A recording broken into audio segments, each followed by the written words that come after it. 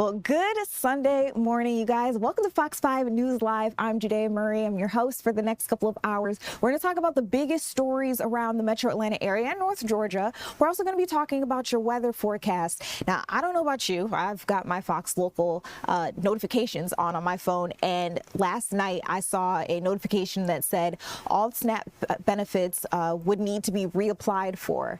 And I was like, that can't be right. There are millions of people who use SNAP, and that would take forever. Why is this happening now? And so we've actually got our reporter, Lindsay Tuman, chasing this story, trying to figure out the latest for you guys, because we know 1.4 million Georgians do use SNAP. So, Lindsay, welcome in. Good morning. What are you finding out about all of this?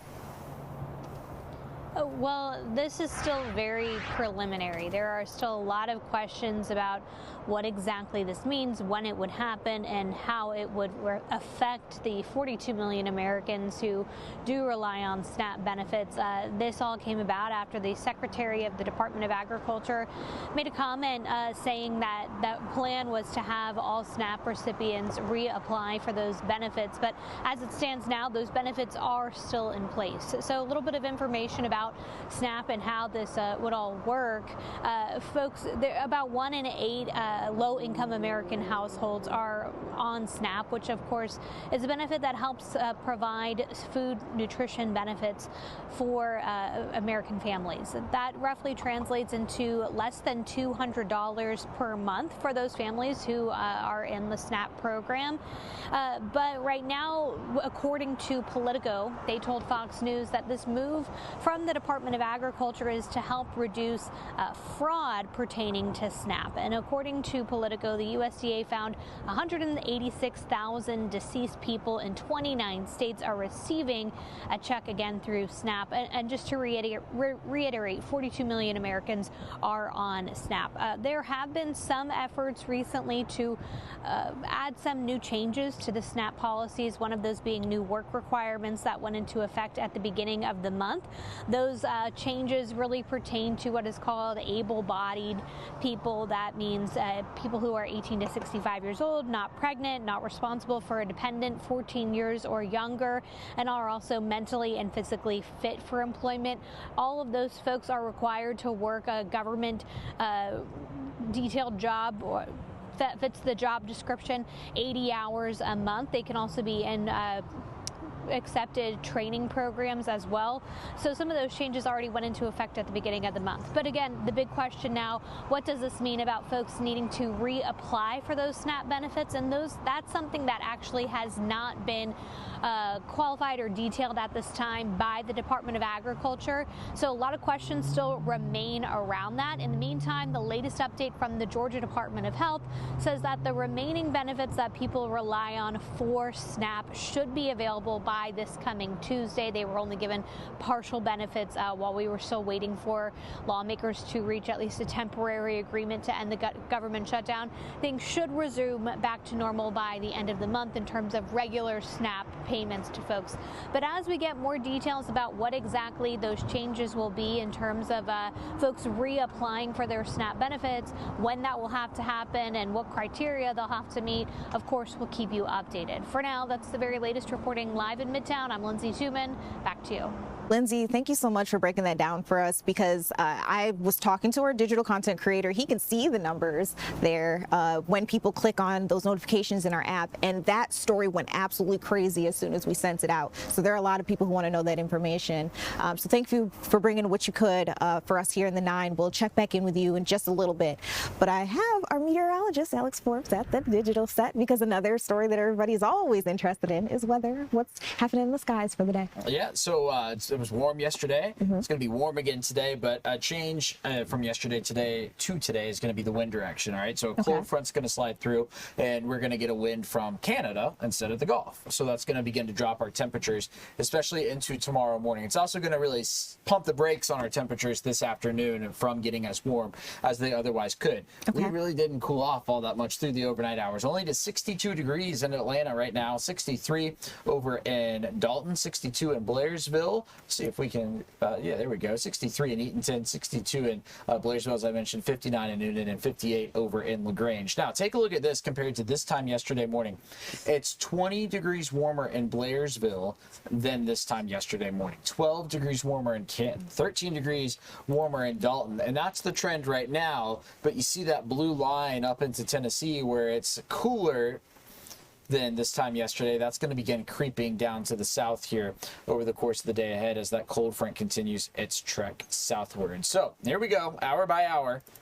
Temperatures getting into the mid-70s today, looking for 74 this afternoon. Completely dry, not really looking for much of a rain chance. We will see some clouds, but not anything falling from the clouds. 75 in Rome today, 71 in Canton, 72 in Gainesville, hanging on to the mid-60s up there in Blairsville. So there goes the front down to the south. There's your northwesterly breeze, right, coming from that area of high pressure up near the Great Lakes. That's going to keep us quiet through the overnight, really going to allow temperatures to fall. And then tomorrow, a quiet day as well. And there's some clouds late Monday, early Tuesday, but that is about it as our winds shift directions once again. And our temperatures come back up. 73 for Tuesday, 78 for Wednesday and Thursday. Average high is 64, so we will be running about 10 to 20 degrees above that. And then into the weekend, we'll start a cooling trend. But that's actually going to be as our rain chances begin to come up.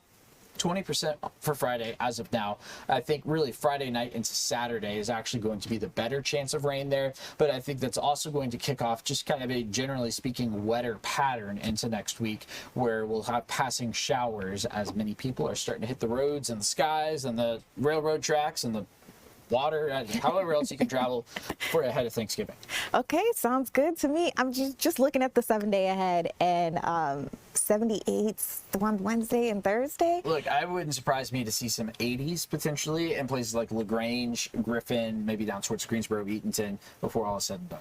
I look at something like that though, and I'm like, how in the world did we get here? Because last week it was freezing? It was Monday.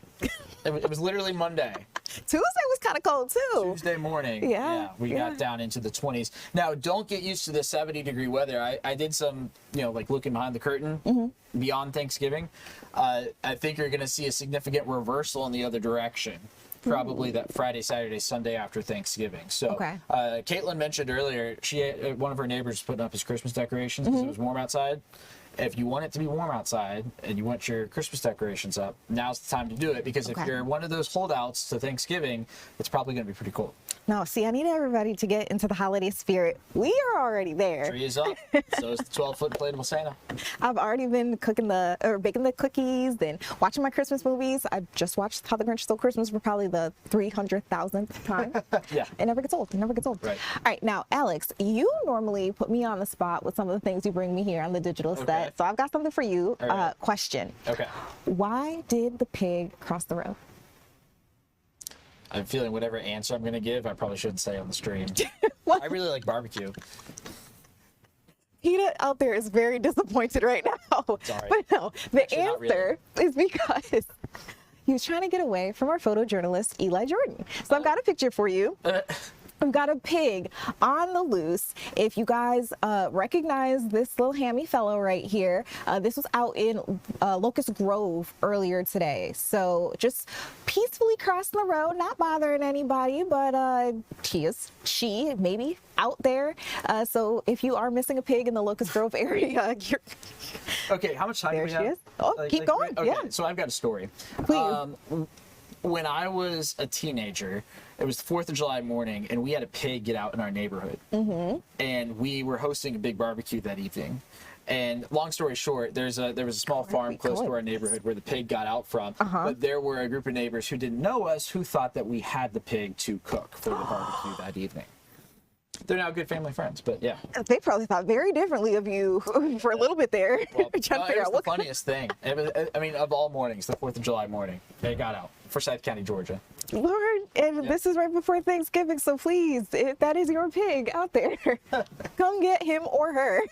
We'll probably post this on social media as well, just in case anybody out there does recognize the little guy or girl. All right, and there are other headlines that we are chasing. Thank you for our forecast there, Alex. Starting with some more serious news, we know that there was an officer involved shooting What we know so far about this incident is that it happened in Newnan. A Newnan police officer was involved in some sort of struggle in a shopping center. You actually see that parking lot right there on your screen.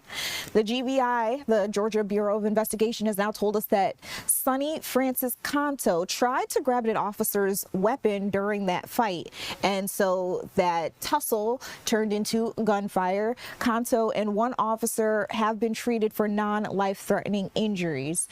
We do know that Canto is from Glassboro, New Jersey. Police say that at around 8:30 a.m. yesterday in the 900 block of Bullsboro Drive, someone called 911.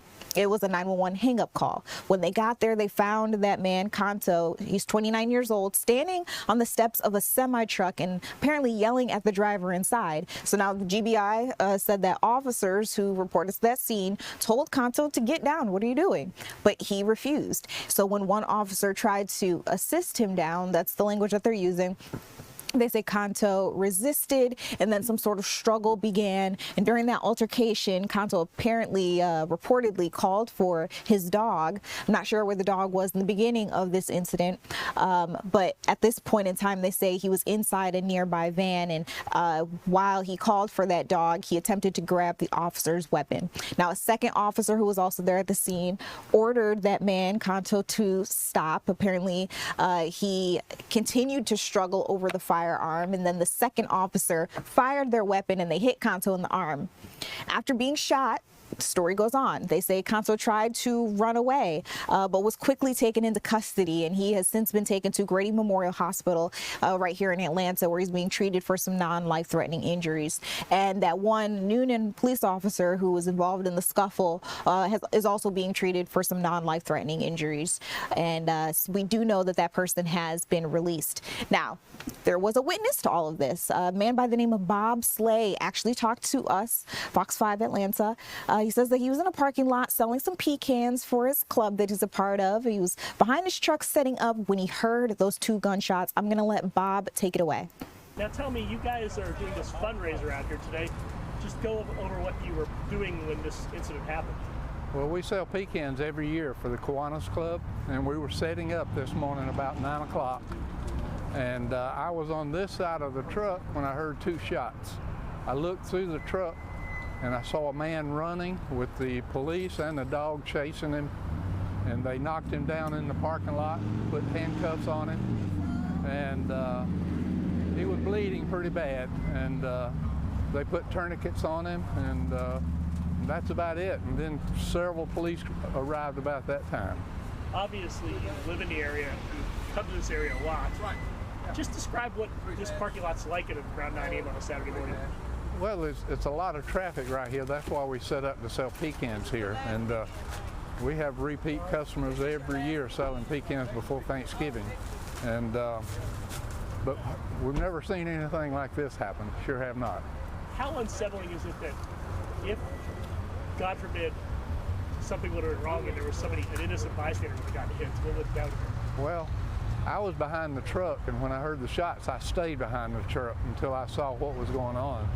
And then I realized that the police were after him, and that's where the shots went. So then I felt secure that to come out from behind the truck. So.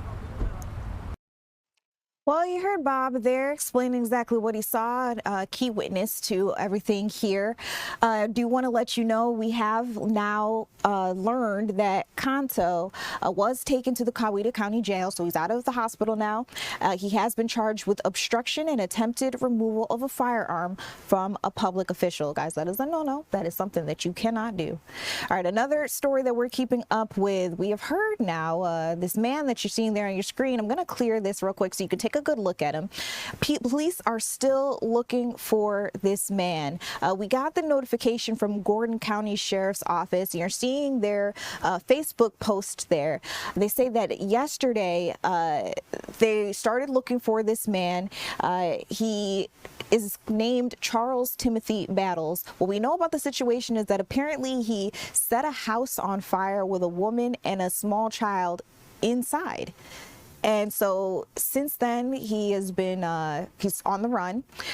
They're trying to figure out where he could be. If you recognize his face there or anything about him, try to give that information to 911. They are considering him dangerous, so do not approach him if you see him out in the public. What else we know is that he is 46 years old. He stands about 5 feet 7 inches tall and about 200 pounds or so. He's also wanted for aggravated stalking and a couple of other offenses. That intense search is well underway out in Gordon County. So again, if you recognize him, if you see him out there, you are encouraged to call 911 or the Gordon County Sheriff's Office as soon as possible. Another story that we're keeping up with out in Jackson County, a former Jackson County EMA director and his wife have been arrested, and this is all according to a GBI investigation. So this man's name is Philip, his wife's name is Carrie, last name Bullock. They both face multiple child cruelty charges, and they stem from a sexual assault case in 2021. Normally, I would not be giving any descriptive information about a victim when it comes to sexual assault. However, police have given us this information to share, so that is the only reason that I'm going to keep this going.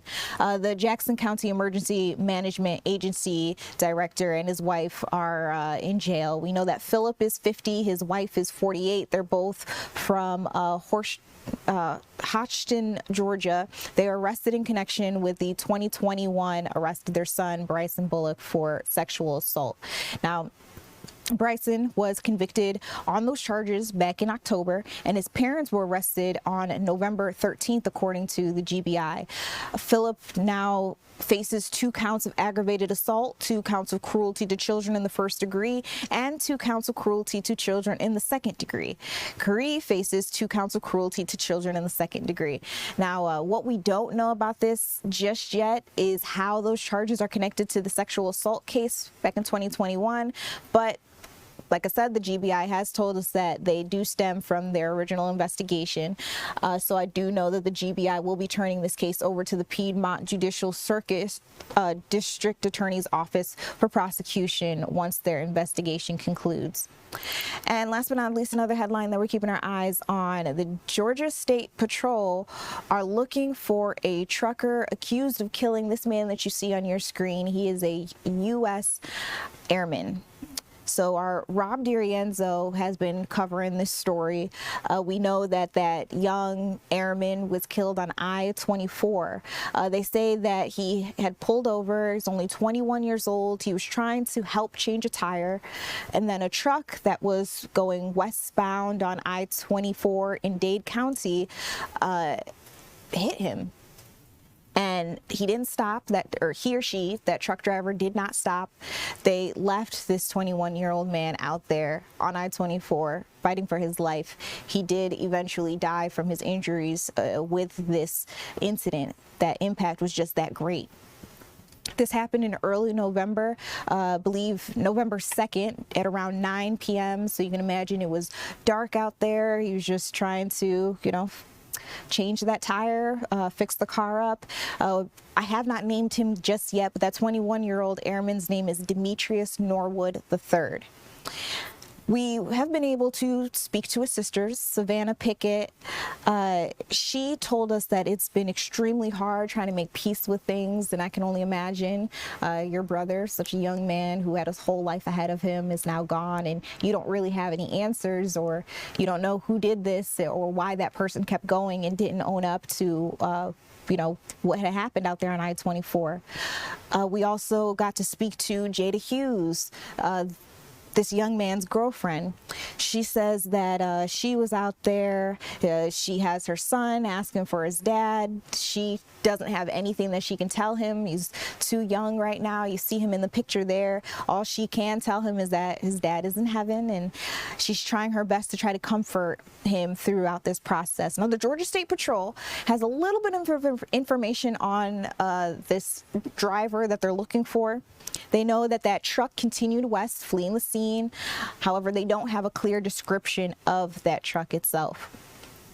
They're trying to figure out where this person could be now. If anybody saw anything that night, please reach out to law enforcement as soon as possible. But to tell you a little bit about Norwood, because he wasn't just an airman, he wasn't just a young man with his full life ahead of him, here are some things that really made him special. So in addition to his service with the Air Force, he also had an internship at NASA. He was studying at Alabama A&M University.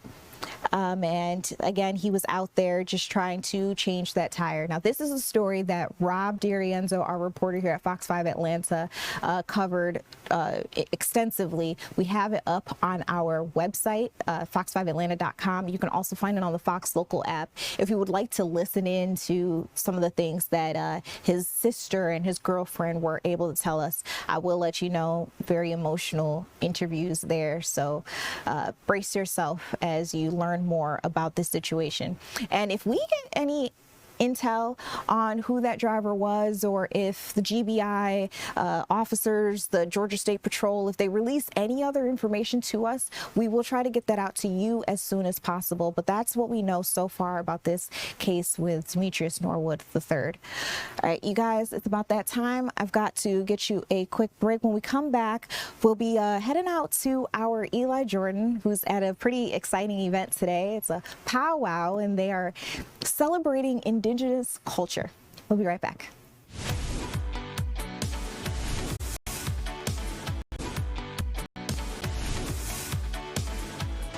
Hey guys, welcome back to Fox 5 News Live. I'm Judea Murray. Got a great treat coming up for you. You know, there are a lot of events around Metro Atlanta, North Georgia area that honor different heritages and cultures. And this one is super special to me because my family attends events like these all the time. If you know anything about Native American culture and indigenous cultures, it's pretty cool. They're called powwows. There's a 2-day powwow happening right now in Atlanta. I believe this is the second day. I want to get right out to our photojournalist, Eli Jordan, in about 30 minutes or so. I know this will really start off, but Eli, I'm hearing the drums now. It sounds like they're getting ready. Oh, well, you know, they got some recorded drums going on here with the PA, but yeah, they'll be cranking up for real around 10 a.m. and all that good stuff. But yes, powwow here at the soccer field in Little Five Points. It is a 1136 Austin Avenue, but the big soccer field behind 7 stages is where this is happening. And this is the 4th annual First Voices, and it's brought to you by like 7 Stages, Turtle Island Trading Company, and Zinc Kalazi Powwow, and the Little Five Points Business Association. We're going to give them all plugs real quick, but this is really cool. It's going to be swinging, happening today, and this is the second day, and I am here with Buffalo Yellowbird. He is the powwow director. Buffalo, how are you? Good morning, Eli. Good morning. How are things going with the powwow? How was it yesterday? Oh, yesterday was awesome. Very successful. We had a good crowd participation. A lot of people strolling in and out. A lot of dancing going on yesterday, and we're expecting the same thing today. Yeah. So when people come out, what can they expect to see besides the dancing and the ceremonial stuff? Well, we of course got teepee behind me. We talked about that a little bit. All the arts and crafts vendors, numerous from all over Turtle Island. That's what we normally call North America, indigenous communities call it Turtle Island. Other than dancing, we're going to have different kinds of dancers, not just, there's going to be like 8 different categories between the adults and the children as well. And it's going to be a fun-filled day of fellowship with everybody. We try to get our audiences interactive to come and participate, and that's what makes these events worthwhile. Why is it important to get Atlantans out here and about and to see indigenous cultures? Because a lot of people, they don't know much about Native Americans. Some people know about Cherokee or Choctaw or Southeast tribes. A lot of them don't know about all the different tribes, the 576 different indigenous tribes across Turtle Island. And a lot of us have our own language, our own culture, our own stories to tell. And it's very important that people understand that we're still here and that we haven't been erased, and there's so little bit known about our people. And you're Lakota Sioux, correct? I am Lakota Sioux, so a lot of people may might think of Lakota Sea like maybe the movie Dances was with Kevin Costner. He kind of opened up the mainstream. That was our people, the Lakota Nation. So people kind of refer Dances with Wolves with my people. Also, Crazy Horse, Red Cloud, those are some of the Lakota chiefs. So we got a lot of history amongst our people in the history of America. Awesome. Well, I mean, this is going to, I'm looking forward to things getting cranked up.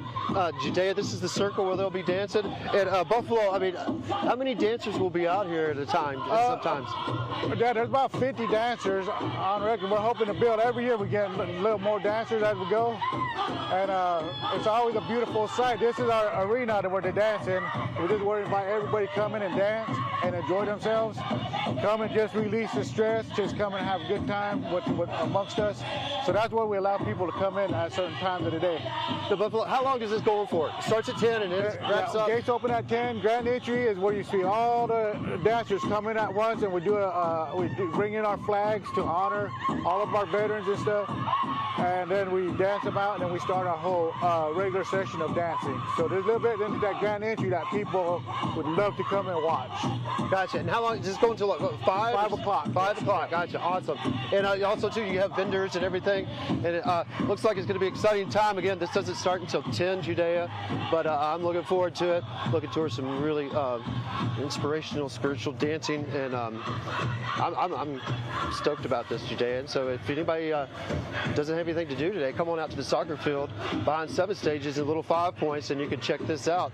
It's beginning at 10 a.m. and it goes until 5, and you can see traditional wares and see some dancing and just learn a lot about the indigenous people of America. Judea? Eli, thank you so much for getting us this first sneak peek at the event. As you keep saying, we are waiting for 10 o'clock for this to really open up, but just letting you guys out there who are streaming with us see what's available. I want to let you know too, with powwows, you don't necessarily have to be a part of the culture to attend. Actually, most people who attend are not. It's a great opportunity for you to just learn, for you to ask questions. It's a very open, beautiful space. So I would recommend anybody, especially with younger children who are in school right now, maybe learning about the Pilgrims and the Native Americans, because we're coming up on Thanksgiving. This would be a great time to actually step out and meet actual people. You're not just looking at a book and trying to read about them. You can actually talk to people who will tell you all about their culture and their history. So Eli, again, thank you so much for bringing us out here to the powwow. Excited to see. Oh, it's my favorite thing. I'm sorry, I lost my train of thought. I saw the fry bread and I got immediately excited. For those of you guys who don't know, fry bread is pretty much like fried dough. Delicious, absolutely delicious. It's my favorite thing. All right, again, as I was saying, Eli, thank you so much for this look. All right, you guys out there streaming with us, we're going to keep the ball rolling. There are plenty headlines that we have to get through to tell you about right here in the Metro Atlanta and the North Georgia area. When we come back, we're going to be going back over SNAP benefits. We just got notification that if you receive SNAP benefits, there are millions of people around the United States who do. 1.4 million of them live right here in Georgia. You may have to reapply for them, and that is going to be an across-the-board thing. So we are keeping up with our Lindsay Tuman. We're going to check in with her in a little bit to see everything that we know about the situation, how it's progressing. We'll be right back.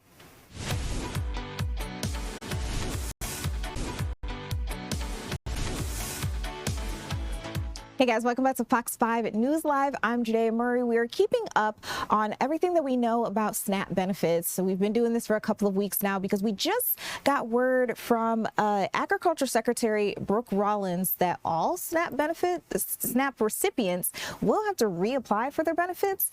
And I remember seeing that notification on my phone yesterday evening and being absolutely shocked by it, trying to figure out exactly how this will work. So we've got our reporter Lindsay Tuman on this story. I want her to bring you the latest of what we know, everything that we have been gathering so far. Lindsay, welcome in. Can you take over?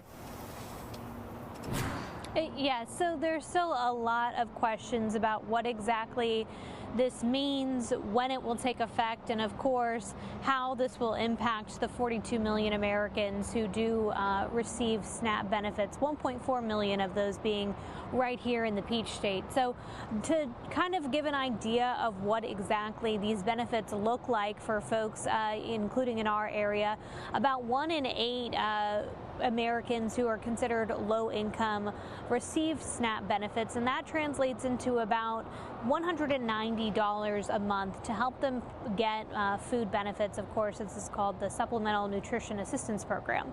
So that money, that's exactly what we're talking about right now, and it's already a requirement that folks who are receiving those benefits recertify every 6 to 12 months. So the big question is, what exactly does Secretary Rollins mean by having these folks reapply for those benefits? And that's something that we're trying to get clarity on, as are folks across the country right now. It's not exactly clear what exactly that would entail and when it would take effect. Now, according to Politico, they're telling Fox News that this is a result of lawmakers trying to cut down on fraud in the SNAP program.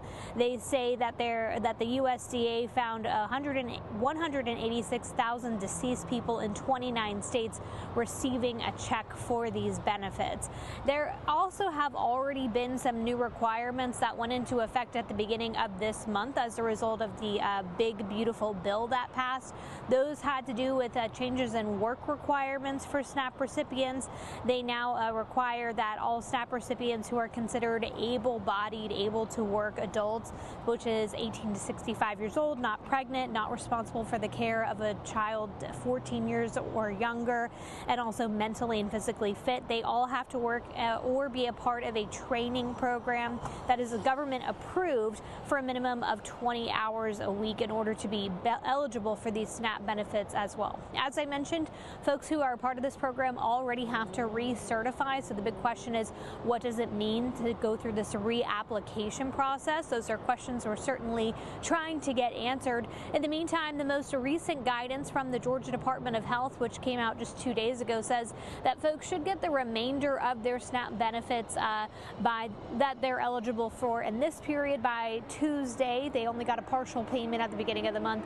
Things will go back to normal in terms of what they typically get by the end of this month. So, of course, we'll stay on top of those developments as soon as we get more clarity from the USDA. But for now, that's the very latest. Reporting live in Midtown, I'm Lindsay Tuman. Back to you.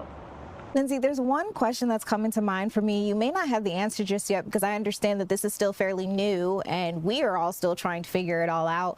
But would this recertification in the middle of November change anything for what would have been the date, the 6 months out date to recertify for SNAP benefits anyway?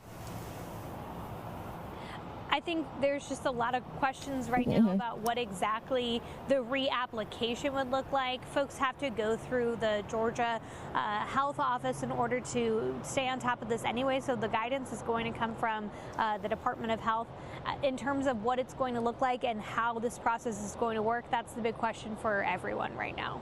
Okay, that's what I figured. But thank you so much for giving us the latest on this. Again, I told you at the top of the show, I was talking to Sam Daniel, our digital content creator, when this story dropped, and we pushed that notification out to everyone's phones if you do get your notifications for the Fox Local app. And that story just absolutely blew up there. So a lot of eyes are on this. A lot of people want to know what is happening next, which makes sense because millions of people use SNAP around the country. All right, giving you guys a live look now at Hartsfield-Jackson, the Atlanta airport, where we're keeping up on any flight delays, any cancellations. We know you're getting ready for the holidays and you just want to know, is my flight going to make it? That's probably the big question of the hour for everybody. So we're checking FlightAware. Right now, we know that at 9 a.m. there were 26 total delays and 3 cancellations at Hartsfield-Jackson. I'm refreshing my page on FlightAware, which everybody can go to. It looks like we're only up to 31. So there's only been about 5 more delays since 9 a.m. We're 38 minutes past the hour. There have been no other cancellations besides the 3 that I noted at 9 a.m. All right, you guys, coming back to us in studio. This is all post-shutdown. We know that there have been some other things happening with the shutdown. Slowly getting back to normal. For sure. Slowly getting back to normal. Lawmakers are back in session, and with that, a lot of we can call it, yeah. We know that one of those big ones is happening between our Marjorie Taylor Greene and President Donald Trump, which seems kind of crazy because they seem so close not too long ago. They go back to President Trump's first term. I mean, she was wearing the red hat in his support, a big supporter, of course, and now it's become, Judea, a war of words. So let's dig into this latest installment as far as this is going on. This has been a days-long process and sure to be some developments in the days and weeks to come.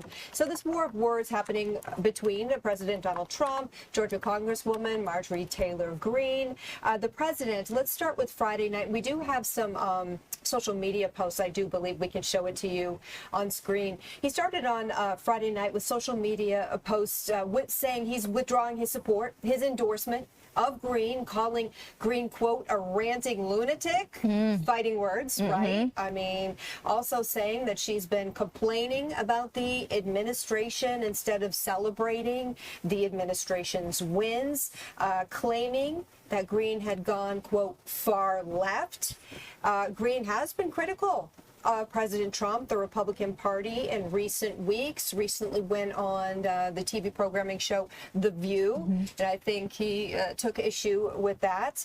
Now, as a result of these comments, and this is the latest information from Greene, she says she's receiving threats. Didn't detail the exact nature of those threats. We do know, and we have reported in the past about how she's been the victim of swatting calls. Yeah, a lot of calls. Hoaxes, you know, nonstop, it almost feels like sometimes. And so now this newest line of threats directly related to the president's posts on Friday night. So over the past few weeks, she's been breaking with him. They are both Republican, breaking with him on several key issues. One, the healthcare funding, of course, which we've been touching on. Lindsay just did the latest update on that. And then also, too, Judea, the release of files related to convicted sex offender Jeffrey Epstein, who, of course, has since passed, but continues to affect our headlines, the news cycle, and of course people's lives as well.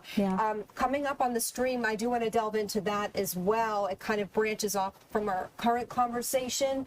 A vote on a bill to force the Justice Department to release what they've gathered regarding the Epstein files should be coming this week in the House. So we're going to dig into that and bring you the latest on that here later on the stream. But yeah, it's just that war of words currently ongoing between the president and our Georgia Congresswoman Marjorie Taylor Greene. First of all, thank you for breaking everything down and also giving us the timeline, which helps us make sense of all of this. But also, I don't know about you, I am chronically online on social media and just seeing, especially on Threads, seeing the conversation surrounding their relationship and what seems to be like this breaking boiling point for them, and then also the Epstein files has been trending for the last couple of weeks. And just seeing it all play out, right? And then also seeing how they're all kind of related in a way. It's just wild to see. I'm glad that we have somebody who's helping us make sense of all of it and trying to like separate everything so we can really understand what's at play here. Looking forward to this week ahead to see what comes out of, especially the Epstein files. A lot of things happening, that's for sure. Well, thank you for joining us at the digital desk. I really like doing this. We always see Caitlin out in the field, which is always nice. You get the best assignments, girl. It is nice to be in studio and have some face-to-face instead of just hearing your voice. Yeah, for sure. I would also argue that being able to break down stories together and really be able to take our time with them, I would say helps me as a journalist, but also I think it helps our viewers. Conversation is always informative and helpful. We're trying to ask the questions that you guys ask us in our emails and our DMs, all you ask them. Keep them coming. Please do. All right, you guys, if you liked this, let us know. We're going to put this up on social media for you guys later. We're going to keep the conversation going. We do need to get you guys a quick break. When we come back, we're going to be talking about a couple of those local, hyper-local headlines, things that could be affecting you. We'll be right back.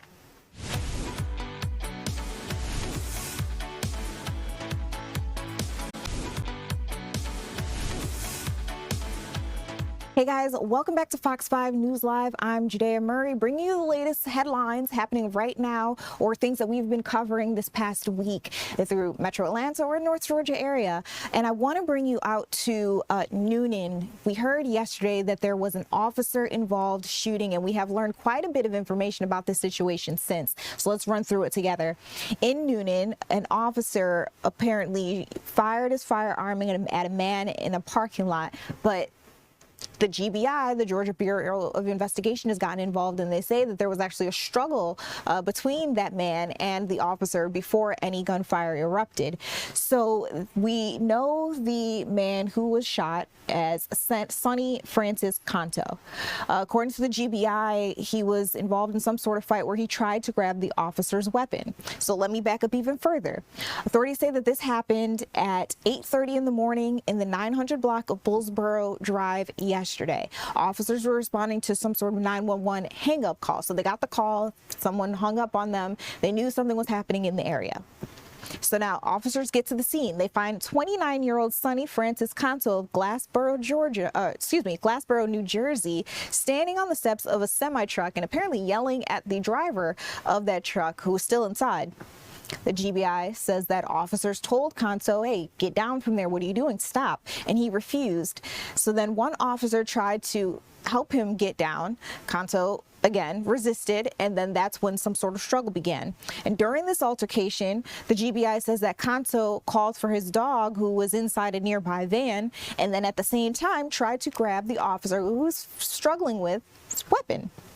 A second officer who was on the scene told Canto to stop. He didn't. That struggle continued over the firearm, so the second officer fired their weapon and hit Canto in the arm. After being shot, Canto tried to run away from the scene, according to the GBI, but he was quickly taken into custody, and then he was taken to Grady Memorial Hospital in Atlanta, where he's been treated for non-life-threatening injuries. Now, the Newnan police officer who he was struggling with, we have learned that he suffered non-life-threatening injuries. He's been treated at a local hospital. He has since been released. Canto has also since been released from the hospital, but now he is sitting in jail. Now, a person who witnessed this whole thing go down, his name is Bob Slay. He talked to us, Fox 5 Atlanta, at the scene. He says that he was just there selling his pecans for the club that he's a part of when all of this erupted. Let's listen to what Bob had to say. Now tell me, you guys are doing this fundraiser out here today. Just go over what you were doing when this incident happened. Well, we sell pecans every year for the Kiwanis Club, and we were setting up this morning about 9 o'clock. And I was on this side of the truck when I heard two shots.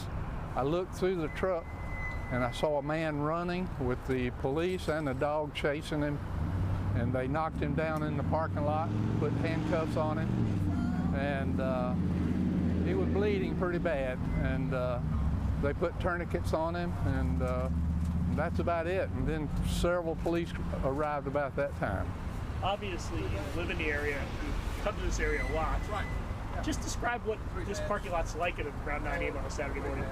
Well, it's a lot of traffic right here. That's why we set up to sell pecans here, and we have repeat customers every year selling pecans before Thanksgiving. And but we've never seen anything like this happen. Sure have not.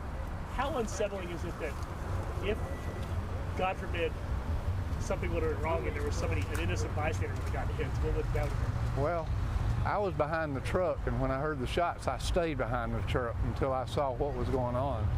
And then I realized that the police were after him, and that's where the shots went. So then I felt secure to come out from behind the truck. So. Well, you heard it there with Bob, the witness to all of this happening. Very just wild scene. Roll right out in front of him.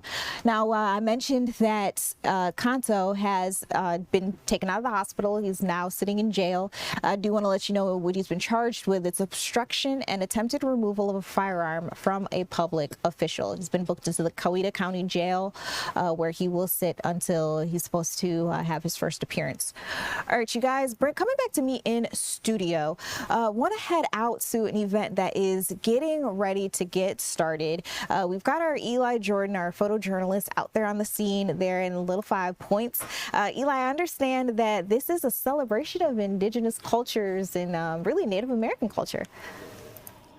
It is, Judea. Yeah, I'm at the 4th annual powwow, First Voices powwow out here, and I'm at the soccer field behind 7 Stages in Little 5 Points, and it's going to be cranking up at 10 o'clock. We're getting really close, and you know, it's Sunday too. They had a first day of this yesterday going on, but this is William Harjo playing, and I'm with Heidi Howard, who is with 7 Stages. Heidi, how's it going? Hey, it's a beautiful morning here in Little 5 Points. Gotcha. Let's get that a little bit closer there. Gotcha. And then, so tell me, you're with 7 Stages, and you guys sponsored this powwow. Why is it important for you guys to do this? Well, 7 Stages has resided on Muskogee Creek land for over 48 years. And our founders showed up in '79 right here in Little 5 Points and wanted to create a space where different kinds of people could come together and share story through the creative process. And so while our work has always been rooted in social justice, really working with the LGBTQ plus communities and the civil rights movement, we've shared stories throughout our existence, honestly. And we really wanted to dig deeper into our roots and acknowledge where and the first people of this land that we walk on. And we are joined here with William Harjo, who is Muskogee Creek. And we wanted to go beyond just the land acknowledgement that became popular about 5 years ago, but put action in that step, right? And so we include a land use fee on every ticket that we sell at 7 Stages, and that goes directly back into our indigenous communities. Carmen, who is one of the co-owners at Turtle Island Trading, she and I started to dream about what reparations look like for all beyond that land acknowledgement and beyond all of the work that we have continued to do to keep our feet in the fire and knowing how to become better people in humanity and figure out what reparations look like for all. And so William will be playing later this morning, correct? William Harjo will kick us off when we start to perform live here in the Powwow Circle. He'll tell stories and play flutes, but it is his land. This is his homeland that we are walking on, and how do we acknowledge that and continue to figure out what those reparations and land back activities are as we work together and dream together. So what are you going to be doing around later this morning? A little later this morning, I'll be playing the flute and telling stories.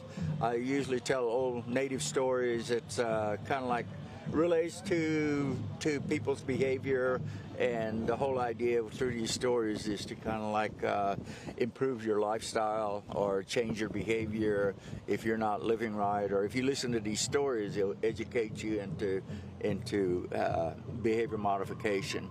And that's how we used to educate our young, and that was through stories, and that's what I do here.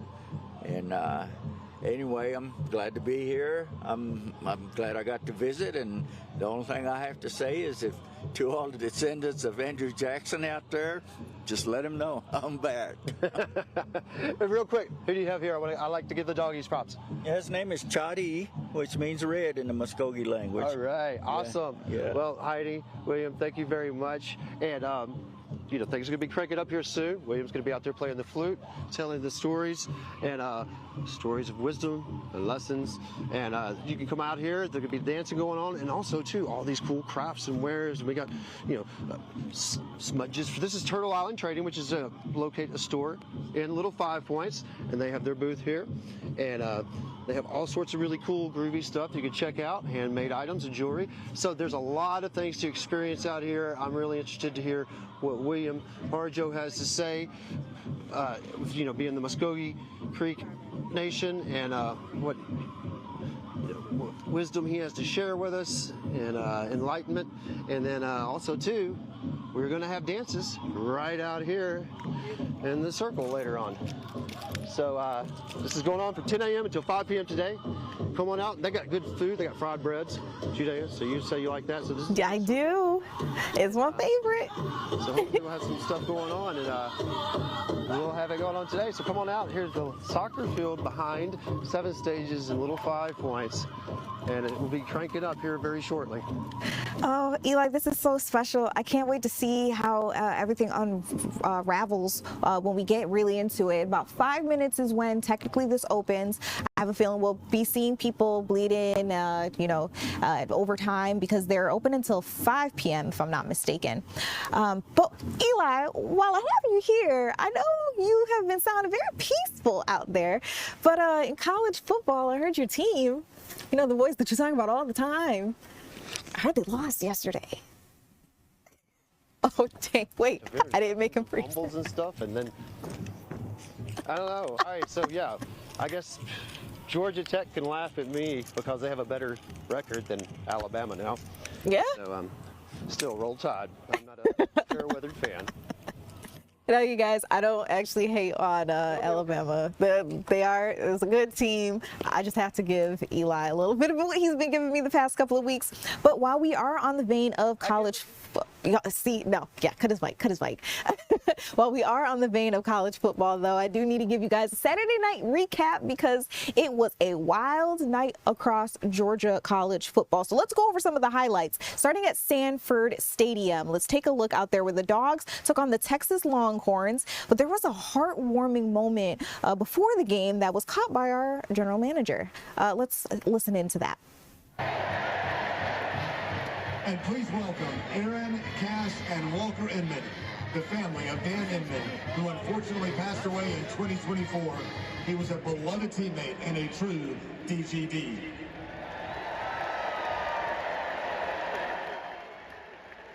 From the 2015 All-SEC team, Brandon Cubuano.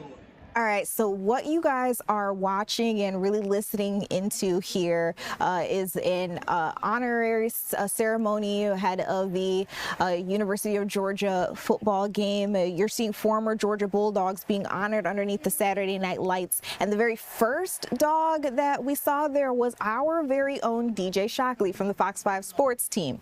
Now, Shock, you see him right there, was a priority recruit for former football coach Mark Richten, 2001.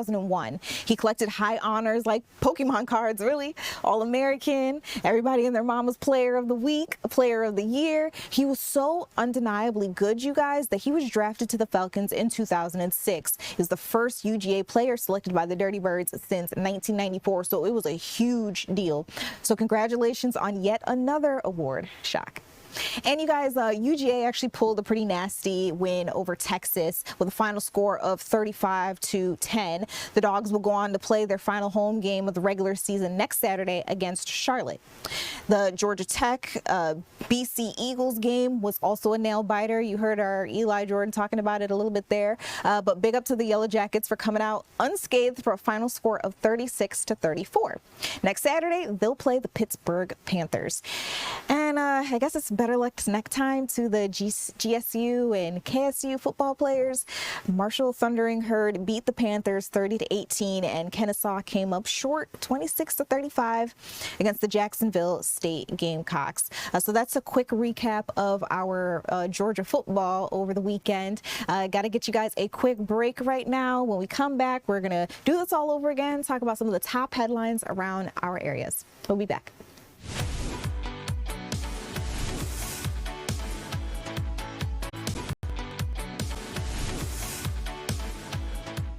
Hey guys, welcome back to Fox 5 News Live. Now we know that 1.4 million Georgians rely on SNAP benefits, and a new direction from the Agricultural Secretary Brooke Rollins may change some things coming up soon, is what I'm understanding. At least we're hearing that they're going to have to reapply in order to continue receiving those benefits. But we have our Lindsay Tuman here to help us break all this down. Lindsay is joining us live out in Atlanta. Now, Lindsay, I understand that we don't know everything about this new directive, but what do we know that we can share at this point? Yeah, there's a lot of questions about what exactly this would mean, what it would look like, when it would take place.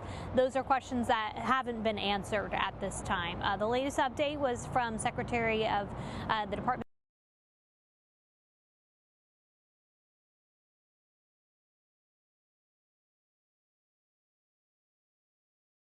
million Americans here in Georgia. That's 1.4 million people who get that supplemental nutrition assistance program.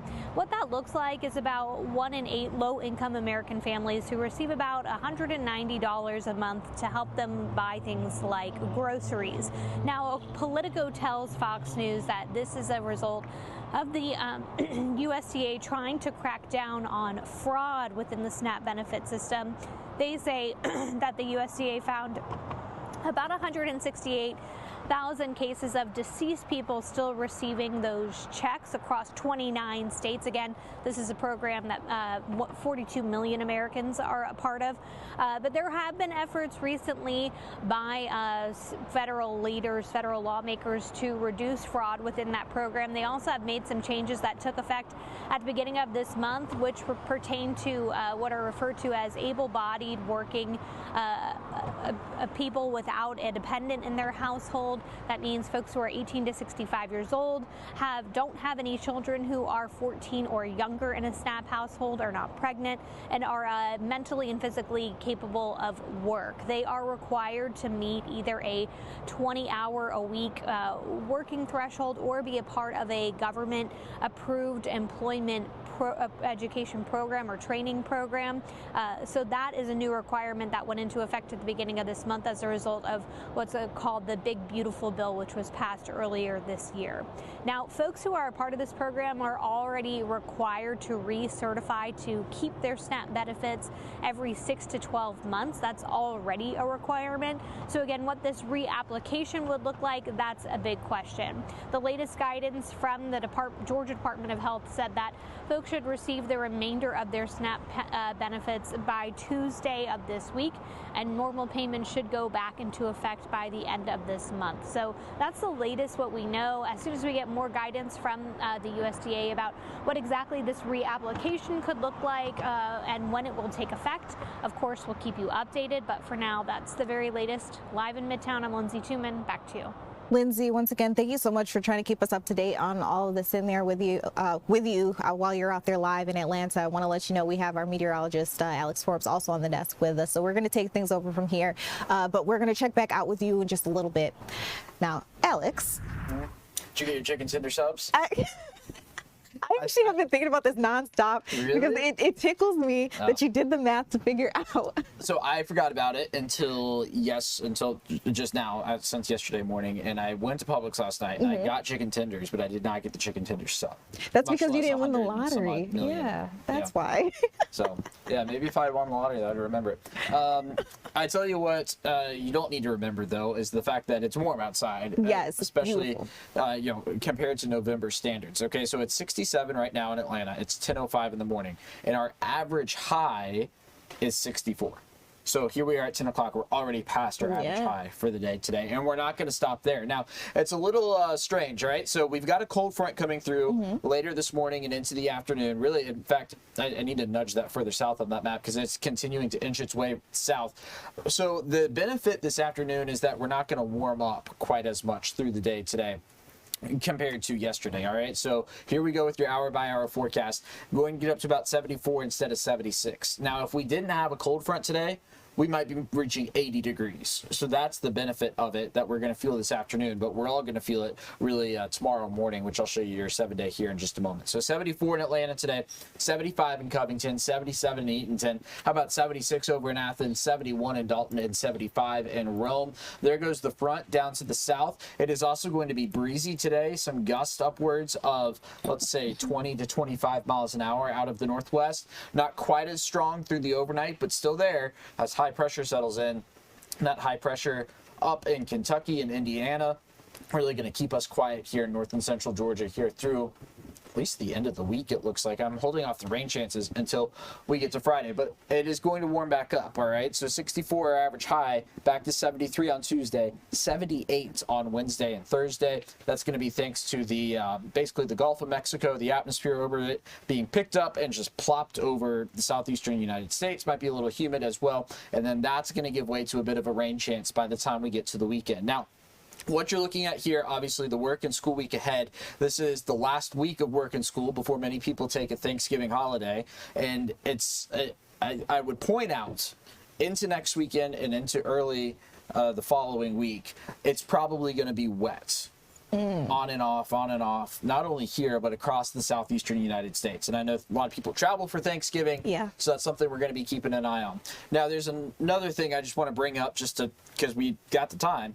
There are going to be maps floating out there and people saying things about, winter blast after Thanksgiving. And I think that's it's almost a certainty for the central part of the United States. I think we're going to kind of be on the edge, depending on what happens. But we're just, we're in this age now where people like looking at 10 to 14 days and what's going to get the most clicks. I'm the person who loves looking ahead at the 30-day. And look, there's a reason why I don't show you a 30-day forecast here, because it's wrong more often than it's right. So, it's something, of course, that we're going to watch. We see it, but it's nothing that we can take with any validity just yet. Okay. All right. Well, that means you guys continue watching Fox Local. Look out for your latest weather forecast from Alex Forbes and anybody else from our Fox 5 Storm team. They're doing the hard work so that you don't necessarily have to. Just tune in. You can also use the Storm Team app too, right? Yes. And in fact, if you've got the Storm Team app set to Atlanta or inside the metro Atlanta area, you see the numbers that I type into the computer each morning. You're not getting the the free-for-all automated stuff as long as your location is set inside 285. That is actually pretty cool. I heard that people could do that only because I used to work on the digital team, so I would see those emails in when people would like talk back with us, talking to us about how cool it is. Also getting to see some of the images that they'll send in when there's storms and whatnot. The Storm Team app is pretty cool. You guys can interact with it in a couple of different ways. Be sure to download it. All right. So you guys, keeping you up to date on some of the biggest headlines around the metro Atlanta and North Georgia area. Alex, thank you for our forecast. Got to tell you about this incident with an officer in Newnan. We learned about this officer involved shooting just yesterday. Now the Georgia Bureau of Investigation is involved, and they say that this all began over a struggle for a gun. This happened in a parking lot. You see it right there. The GBI says that a man named Sonny Francis Conso from New Jersey, just 29 years old, was at this store near the 900 block of Bullsboro Drive at around 8:30 a.m. yesterday, and apparently taunting a truck driver. So the GBI says that when officers got to the scene after 911 was called, they found Conso standing on the steps of a semi-truck yelling at the driver inside. They instructed him to get down from the truck repeatedly. They say he refused, and when an officer tried to assist him down, Conso again refused, resisted, and that's when a struggle began between the officer and that man. Now, during the altercation there, Conso reportedly called for his dog, which was tucked away inside a van nearby, and then at the same time attempted to grab the officer's weapon. And while that officer was struggling with Conso, a second officer ordered him to stop resisting. Apparently he did not. They continued to fight over the firearm. That's when the second officer drew their weapon and hit Conso in the arm. Now, after being shot, we heard that Conso tried to run away, but it was taken into custody. He was taken by ambulance to the Grady Memorial Hospital in Atlanta, where he was treated for non-life-threatening injuries, and he has since been booked into the Coweta County Jail, charged with obstruction and attempted removal of a firearm from a public official. Meanwhile, we know about all of this information about this incident, not only because the GBI is now involved and they have been releasing stuff to us, the media, but also because there was a witness. So we got to talk to this man. His name is Bob Slay. He says that he was out there just trying to sell his pecans in the parking lot when he saw all of this unfold in front of him. Let's listen into what Bob had to say. Tell me, you guys are doing this fundraiser out here today. Just go over what you were doing when this incident happened. Well, we sell pecans every year for the Kiwanis Club, and we were setting up this morning about 9 o'clock. And I was on this side of the truck when I heard 2 shots.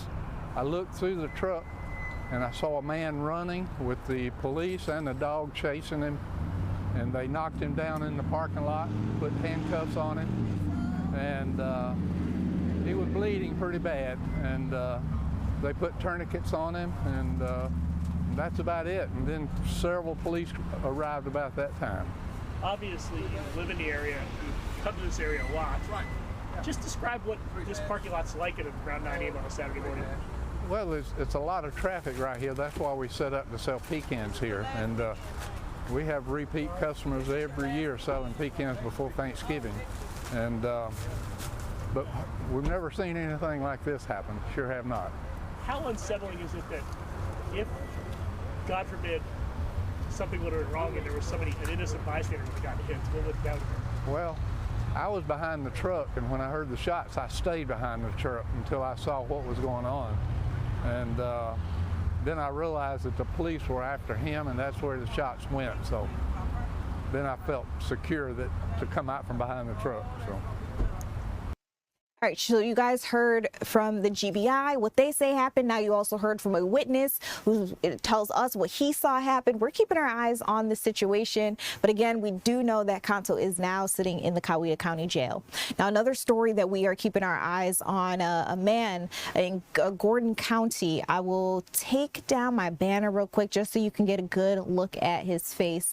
This man's name is Charles Timothy Battles, and Gordon County Sheriff's Office posted on Facebook yesterday that they are looking for him. So they're hoping that anybody watching this stream right now recognizes him, or maybe you've seen him around. I do want to let you know, if you don't know him already and you see him, he is considered to be dangerous. So you should not approach him directly. If you do see him, you're urged to call 911 right away. But here's why they're looking for him. They say this man is accused of aggravated stalking, as well as 2 counts of attempted murder and arson, because they're saying that this 46-year-old man, Charles Timothy Battles, at around 6 a.m. on Saturday, tried to set fire to a home while a woman and her child were still inside the house.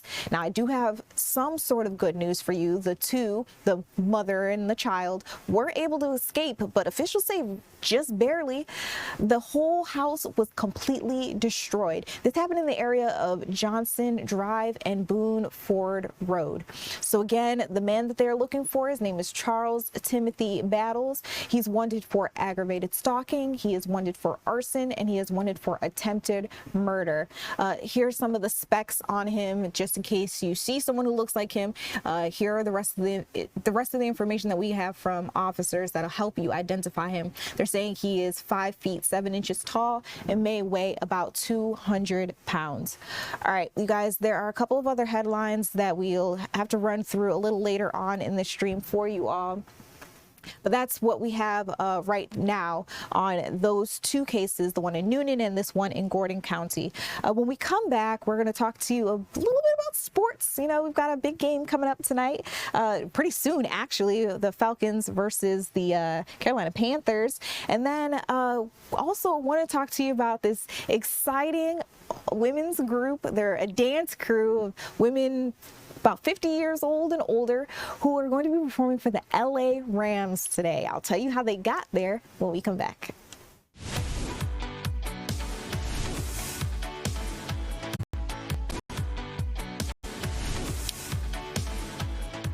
Hey guys, welcome back to Fox 5 News Live. I'm Judea Murray. Tonight, well, really, in about 2-3 hours, the Atlanta Falcons will be taking on the Carolina Panthers. It's a home game. This is week 11. This is all taking place at Mercedes-Benz Stadium, so we are giving you a live look out there now. It might seem calm, but you're going to see tons of people ready to tailgate, ready for the big game in no time. That game is going to get started at 1 p.m. At Mercedes-Benz Stadium. Again, this is a week 11 game, and what's cool is if you are interested in watching it, you can watch the game on Fox. So you'll jump off of the stream with us, and then we'll bring you over to our broadcast so you can watch the game on television. I know y'all love watching the Falcons games. Now, also want to talk to you about something pretty cool that I got to do yesterday. I sat down with a group of women who are proving that age ain't nothing but a number. This group is called the Staying Alive Crew. They're based in Atlanta. They have a pretty awesome event coming up tonight. They are going to be performing for the LA Rams. Now, I said age ain't nothing but a number. It's because these women are all in their 50s or above. So I talked to them about how they got this exciting experience and where they're going next. Let's listen into that interview from yesterday. So I know the reason why you guys are all in LA right now is because you're going to be performing later on tomorrow. Well, really, while people are watching this, it'll be later on tonight at the LA Rams game. That is insane. How long did it take you to blow the group up so much that you could perform at high-profile places like SoFi Stadium? Wow. Well, we've been together now for 7 years. So we've been trying to do all kinds of things to give back to the community and really put ourselves out there. And we just happened to be at a convention in LA, coincidentally, and someone saw us there and asked us if we wanted to perform there at the Rams game. So we were like, okay, how does it work? Okay. And so from there, what happened next? So we actually had auditions, and we auditioned people from all over the country, and they had to send in a video of the routine, and we selected 55 men and women to travel with us here to Los Angeles. Okay, so 55 people are with your group. You guys are getting ready for this big performance. I'm sure it's really exciting. Now, I have done my research before this interview, and I know that you tend to add stunts and like some pretty cool stuff to your routines. Is that what we should be expecting for tonight? Definitely some very cool stuff happening with stunts and our signature hip hop dance moves. So absolutely. I am looking forward to it. I don't know if I can get any sneak peeks, but as being a dancer myself and used to be a cheerleader, I know you tend to have those high energy playlists and the mixes. Who could we expect to hear in your mix? Oh, wow. Well, we got a little, Staying Alive. Of course, we start off with that. Mm-hmm. We have a little 24 Karat by Bruno Mars. Mm-hmm. We got real energy uplifting five different songs that we've mixed together for a 2.5-minute routine, and we're ready to make that audience just stand up and go wild with us. Oh, and they are absolutely going to. Let's talk a little bit about what Staying Alive Crew really is. I understand that some of the video that we've been playing, actually, we shot in 2023. That's how long we've been, keeping up with you guys. But you guys have been doing this since 2018, right? 2018, 2019, right. We started it. Three of us started it, and we just thought, how can we use our passion of dance and our passion for giving back to the community together in one entity? And we thought of this group, and it's been an amazing experience. And I just love that everybody's got to know each other and feel like there's a great special bond between us. And we just keep going forward and giving back, and we love to bring smiles on everyone's faces. Not to mention, it helps us physically, of course, keeping in shape, but mentally as well. Learning the choreography helps our brains, and we seem to be not aging as much as we we thought. So that's actually a beautiful point there that you just brought up. You guys call it active aging, right? That's what you do, the dance moves and whatnot. What are those real life benefits that you're seeing through your performances or even just at practice with some of the ladies? Well, I think there's several pieces to that. One is the physicality, staying in shape, keeping our body moving, keeping our minds active and healthy. But there's also a spiritual and a mental capacity to it that we bring. When our members are going through periods of maybe trials and tribulations, we support and lift one another up. They know they've got a family here they can lean on. We support them and vice versa. When there's great things to celebrate, we've had a lot of members become grandmothers for the first time recently. We're there to celebrate them. So it's really a special bond, and that's one of the things our members talk about is the friendships, the sisterhood that we have in this group. It's very special. Let's dive into that sisterhood because I understand that this also just started with a couple of different members and now it's grown to this huge group. The fact that you were able to bring 55 people out to LA with you is just insane to me. But how did you go about building the crew? And then has anything surprised you about some of the people that end up joining in or some of the things that they learn along the way? Wow. Well, we have auditions every year. We started having auditions, and people would just hear about it from word of mouth, or their friends would audition, and it just grew and grew and grew. So this particular event, we actually hired people, from around the country. So we actually haven't even met them in person yet. We're going to meet them today at the rehearsal. We've been doing text back and forth and live Zoom sometimes, but they actually learn the routine from instructional videos. So it'll be very exciting to meet them. But I think they're going to see how fast this group gels and how much we get along, and that we all want to have the same goals, and that we just love dancing. And we're very positive. We don't allow any negativity. We only allow building each other up, positivity. So they're going to see an example of that and hopefully want to join in long term. We're not going to complain about the rain. Yeah, we were just talking about that before we started recording. It is downpouring, and they're expecting a lot of flooding in the LA area. That is not going to stop anybody from coming out to the game. I'll tell you that right now. No, and they're in for a treat if they do show up. So now we talked a little bit about how you guys can, or how people watching can possibly join the crew one day. You don't have to be based here in Georgia, although I do believe the group is based in Atlanta, right? Yes. Okay. Yeah, so we have auditions, and all of our members in Atlanta are from the surrounding areas. This particular group in LA, we call a travel team. So we do allow people from other states to join, but our core group is still 63 of us in Atlanta. Okay. Now, let me ask you this. It may be a kind of left field question, but I do feel it ties into everything that you guys have going on. First, why is it so important to pass on this feeling of positivity when it comes to aging and aging gracefully? And then how do you think you're able to do that through dance? Wow.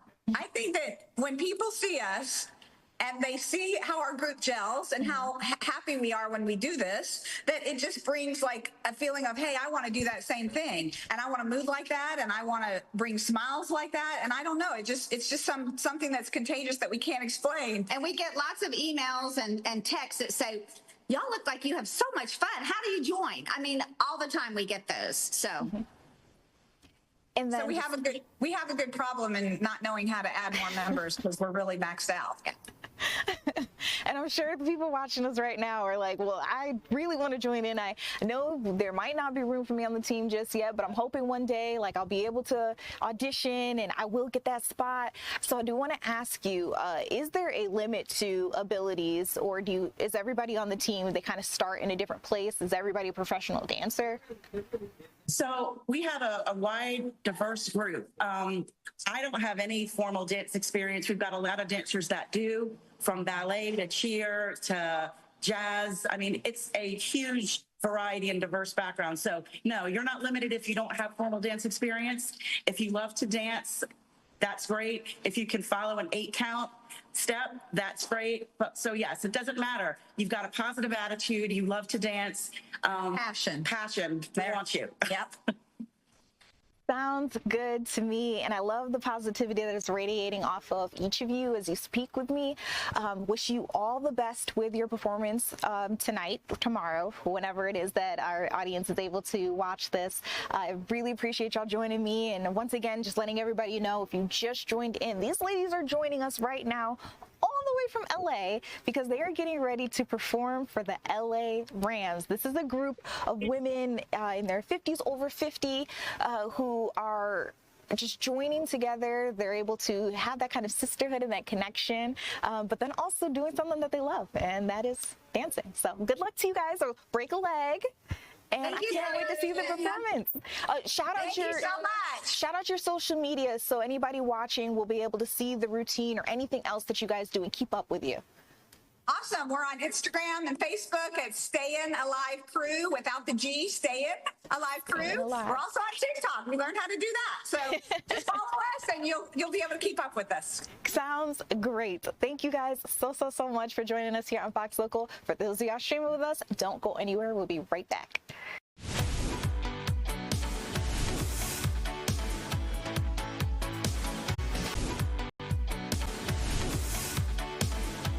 Hey guys, welcome back to Fox 5 News Live. I'm Judea Murray, and we brought our Caitlin Pratt back to the desk. I hear you've got some more news to dig in with us. Yeah, for sure. I mean, Jeffrey Epstein, we keep hearing his name. He's no longer even with us. He passed away while in prison, but still the ramifications of his impact and his history still ongoing. One lawmaker calling him a hand grenade of sorts. Every time it's tossed, there's something else, you know, that happens. So let's dig into what the latest headlines are regarding this and what we can expect this coming week. Now, earlier this week, just days ago, the House Oversight Committee, they released 20,000 documents from their investigation, and some of which mentioned President Donald Trump. So a vote on a bill to force the Justice Department to release what they've gathered, that's going to be coming this week, a move the White House has fought for months and months. Now, those proponents of releasing this information say the American people deserve the truth at this point. And those defending the administration, though, citing the separation of branches, say they're trying to manufacture some sort of hoax that the president had something to do with Jeffrey Epstein's crimes. They call it absurd. So President Trump has denied any wrongdoing. He said he broke off the friendship with Jeffrey Epstein years before he pled guilty to soliciting a minor for prostitution, crimes that put him in jail in the first place, where he ended up passing away. And we do have some reaction from the press secretary during a White House briefing. She's pretty heated, too. Take a listen. Ouija. Thank you, Caroline. Sure. I have your statement about the new Epstein emails that have been released by House Democrats. Separate from why you believe the emails were made public, can you address their substance? Did the president ever spend hours at Jeffrey Epstein's house with a victim? These emails prove absolutely nothing other than the fact that President Trump did nothing wrong. And what President Trump has always said is that he was from Palm Beach, and so was Jeffrey Epstein. Jeffrey Epstein was a member at Mar-a-Lago until President Trump kicked him out because Jeffrey Epstein was a pedophile and he was a creep. And this email you refer to with the name of a victim that was unredacted now and has since been reported on in this room, so I will go ahead and say it, Virginia Giuffre. And it was CBS's own reporting, Ouija, that recently wrote that Miss Giuffre maintained, and God rest her soul, that she maintained that there was nothing inappropriate she ever witnessed, that President Trump was always extremely professional and friendly to her. And so I think it's a question worth asking the Democrat Party, and you should all go ask them after this briefing, of why they chose to redact that name of a victim who has already publicly made statements about her relationship with Jeffrey Epstein and is unfortunately no longer with us. Mary. Thank you, Caroline. 2 questions.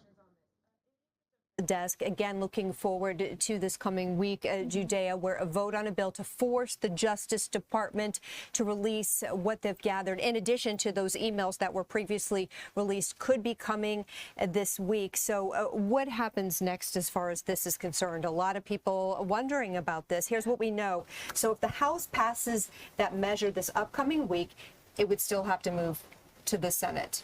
Okay, from there, Republicans traditionally have not gone against Donald Trump. One exception there, Marjorie Taylor Greene, in recent weeks. We're going to dig into that coming up here on the stream. But and from there, it would have to be signed by the president, which, of course, seems very unlikely. Yeah. So there you go. So a lot happening. I feel like the government officially just reopened and we're already just diving into new stuff. So it's going to be a busy week ahead. We're trying to get you prepared as far as the headlines are concerned. And yeah, so that's the Epstein situation. And we're going to dig into the Marjorie Taylor Greene back and forth war of words that's coming up here on the stream too. I mean, thank you so much, Caitlin, for breaking this down for us. Yeah. I was telling you before, I'm chronically online, so I hear what people say and see the comments and whatnot on topics just like this one.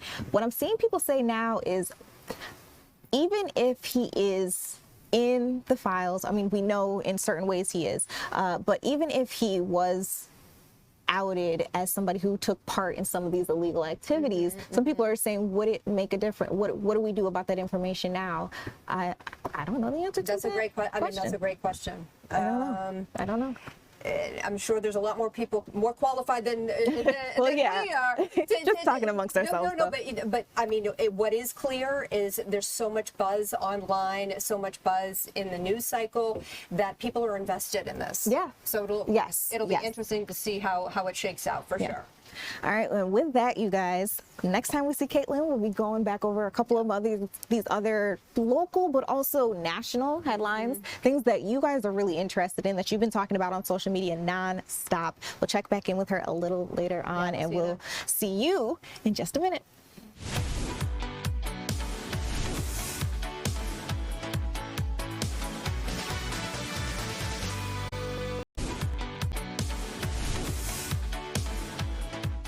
Hey guys, welcome back to Fox 5 News Live. I'm Judea Murray, and we're going to check in with an event that's happening right now in Atlanta. We have our photojournalist Eli Jordan on standby. During the commercial break, I heard William Harjo, who we heard from earlier today, take over the mic. So I want to just let us listen in to see what he's doing. He might be playing his flute. This is one of those special performances that we're talking to you about.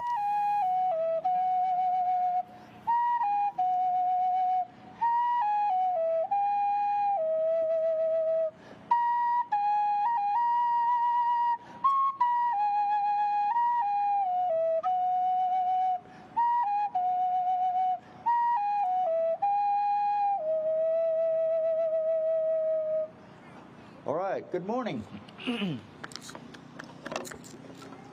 Now I'm gonna play a song which is known as the Zuni Sunrise. It'll be a morning song.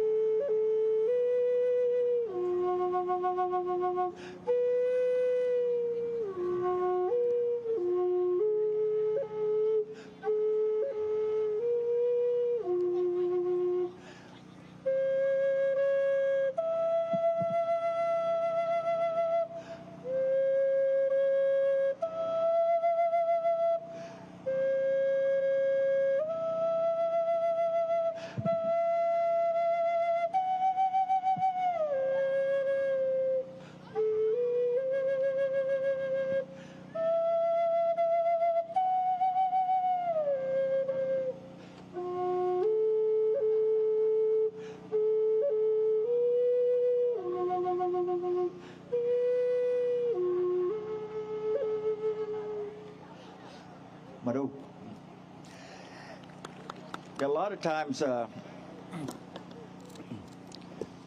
some places they'll want me to do an Indian prayer, and a lot of times it's just doing a regular Christian prayer in my language. But you know, we had our own way of praying before the New World started arriving and people start coming here. And those are some of the ways that I've learned how to do it. And like to build up your energy. It's no different than a lot of your religions. And I'll do a quick version of it right now. And you're generating your energy with its words. It says, Sabahon, Sabahon, Sabahon, Sabahon. Talok talis, look up. Sabahon, Sabahon, Sabahon, Sabahon. Talok talis, look up. Sabahon, Sabahon, Sabahon, Sabahon. Talok talis, look up. Azabahon, Azabahon, Azabahon, Azabahon. Talok talis, look up. Azabahon, Azabahon, Azabahon, Azabahon. Talok talis, look up. And then that's how you get your energy started. And once you get your energy started, you can put your words in of what you want to pray for. And a lot of times it would be like for making your, like if this was for tobacco, I would be making asking the tobacco to be the best that it could be, and it would be like hijibak pagi, hijibak pagi, hijibak pagi, hijibak pagi, and then it'd be talokalin like that. And so anyway, I wanted to share a little bit of that morning prayer with you, and I prayed for good fortune. So anyway, I just wanted to start off by identifying some of the ways that we had here before the arrival of the new people. And that brought a lot of things. It was like some of our words are initiated into everyday language. And like one of them is everybody calls it Appalachian Mountains, but the word actually derives from the other ones. Abalitza, like this side of the arena is Adabala, the other side is Abalitza. So we were talking about people that come from across the water, and we would put the word Ulgi on it. And Ulgi means people in our language. Like if I'm talking about Cherokee people, Chalaki is the word for Cherokee, and Chalak Ulgi, Ulgi at the end meaning Cherokee people. Or if I want to say white people, Isti means person, Hutki means white, and Isti Hutkalgi, I'm talking about all the white people. And so the word Ulgi means people, and this one here is like Abalichulgi is what we call them. And now there's a community up there in those mountains. They call themselves Apalachicola, but it comes from that same word that I'm describing, Abalichulgi, meaning people from the other side. And I got curious. I got some information from Cahokia Mound Museum. The curator over there told me that at one time they loaded up 500 Muskogee speaking people back in the 1500s and put them on a boat right over here off of St. Augustine and shipped them off to Cuba. So I got interested in that, and I went to Mr. Google and I Googled Muskogee Creek language in Cuba. And it kind of didn't really bring it up, but it did bring up Azteca. And it said, when they asked the Azteca people who built these pyramids, and they said it was the other people, that was their definition. But they used the same word as we use. They say Abalitza, meaning the other ones. And so our language is mixed in all through that area. And today, through the origin stories that I've heard in the past, they said the Muskogee people, we travel up from the south, and then following a staff, and then and then we travel east following that staff till we cross the large body of water. And that's where it indicated we're supposed to live. So in my mind, I always thought we came up through Texas, headed east across the Mississippi River, and that's where we remain. And that's where the Choctaw people live. And Choctaw and the Muskogee Creek people, we were all one people at one time. You can tell through the language. A lot of the words are almost identical. You know, like for example is what is it? Eva. And they call it, no, wait a minute, what's that? Or Noguzi. No, Chofi, yeah. We use the word rabbit. Chofi is our word for rabbit, and their word for rabbit is Chokfi. So you can see the similarities. And anyway, so a lot of the words are almost identical. And so anyway, in this origin story, it says there was a fire that split the people up. A large fire, and paleontologists proved that there was a large fire at one time. And what it did is they remained between the fire and the large body of water, and we travel further east. And that's how we got split up. And 500 years later, when we got back together again, they said that language had changed enough where it was hard to communicate. But that's, you know, we were all the same people. And that was my thought. But now I'm rethinking it. I'm thinking that the large body of water may be coming up between Cuba and Miami. And because there's no definition for the word Miami, and that to me sounds more like Mayan, and I'm thinking we're maybe some kind of a descendants of Mayan these days. You know, we travel up this way. Because the color blue, Mayan blue that you find over there, doesn't grow. The plants don't grow in that part of the world. Where the plants that are used for the Mayan blue grows here in northwest Georgia. So that was a plant, that was taken from this area and it travels south. And so I'm thinking on the trade routes, that's how it got into that part of the world. But anyway, I'm thinking when I talked to the curators for Cahokia Mounds. You guys, I'm giving you a live look out at Little 5 Points right here in Atlanta. There is a powwow. It's actually been a 2-day event, which is pretty cool. It's really special to me because my family goes to events just like these ones. And the man speaking, who's also playing his flute a little earlier, his name is William Harjo. He was giving you that morning prayer, trying to set you up for the powwow and what's to come ahead. And now he's giving that history lesson, so you're going to learn a little bit more. And this is why I said that events like these are really cool to bring young children to. In school right now, they're probably learning about the Pilgrims and the beginning of Thanksgiving and whatnot, and they're learning about Native Americans, but they're reading these books and maybe even seeing movies, whereas they could come to an event just like this right here in our neck of the woods and actually learn from real people, get to ask questions, be as openly curious as possible, try the food, see the teepees. Events like these are really awesome. They have some out in Stone Mountain Park around the year, but this one is happening right here in Atlanta in Little 5 Points. Now, Eli Jordan has been giving us this live look. We're going to check in with him a little bit later as this event progresses, but I wanted to make sure that we got to listen in to that special performance just start us off. You guys, we'll be right back.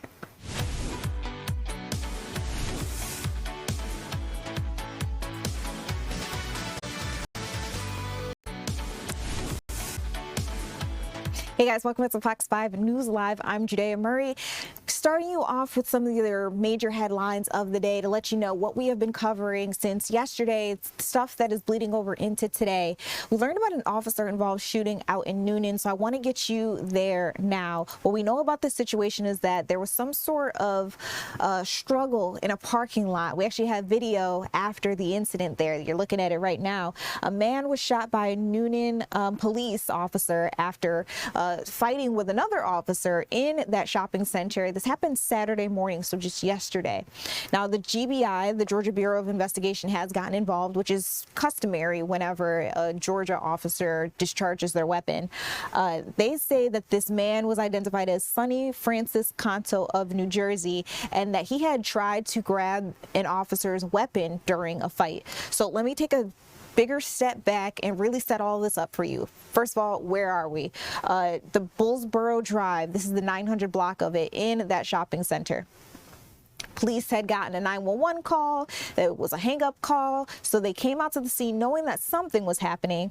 When they got there, they say they found 29-year-old Sonny Francis Canto on the steps of a semi-truck, and he was arguing with the driver who was inside the truck at the time. Now, an officer approached him and he was like, "Hey, what are you doing? You got to get down." Apparently Canto resisted and he would not. So that one officer came up and physically tried to assist him down. Canto again resisted. And then they say that that is when the struggle, that fight began. And during that altercation, officials say that Canto called for his dog, which was inside a nearby van, and then at the same time tried to grab the officer's weapon. So a second officer who was also on scene ordered Canto to stop. Apparently he did not. And at that time, the struggle continued. The second officer fired their weapon, hitting Canto in the arm. So that was obviously a non-life-threatening shot that was fired. Apparently Canto tried to run away, but was taken into custody, and he was also brought to the hospital to be treated for that injury. One Noonan police officer, so I'm assuming it's the one that he was involved with or engaged with in that struggle, also suffered some non-life-threatening injuries and was also taken to a local hospital, but that officer has since been released. Now, in addition to what we know from the Georgia Bureau of Investigations, the GBI statement, we also know that there's a witness on the scene. His name is Bob Slay. Let's listen into what he saw unfold right before him in that parking lot. Now tell me, you guys are doing this fundraiser out here today. Just go over what you were doing when this incident happened. Well, we sell pecans every year for the Kiwanis Club, and we were setting up this morning about 9 o'clock. And I was on this side of the truck when I heard 2 shots.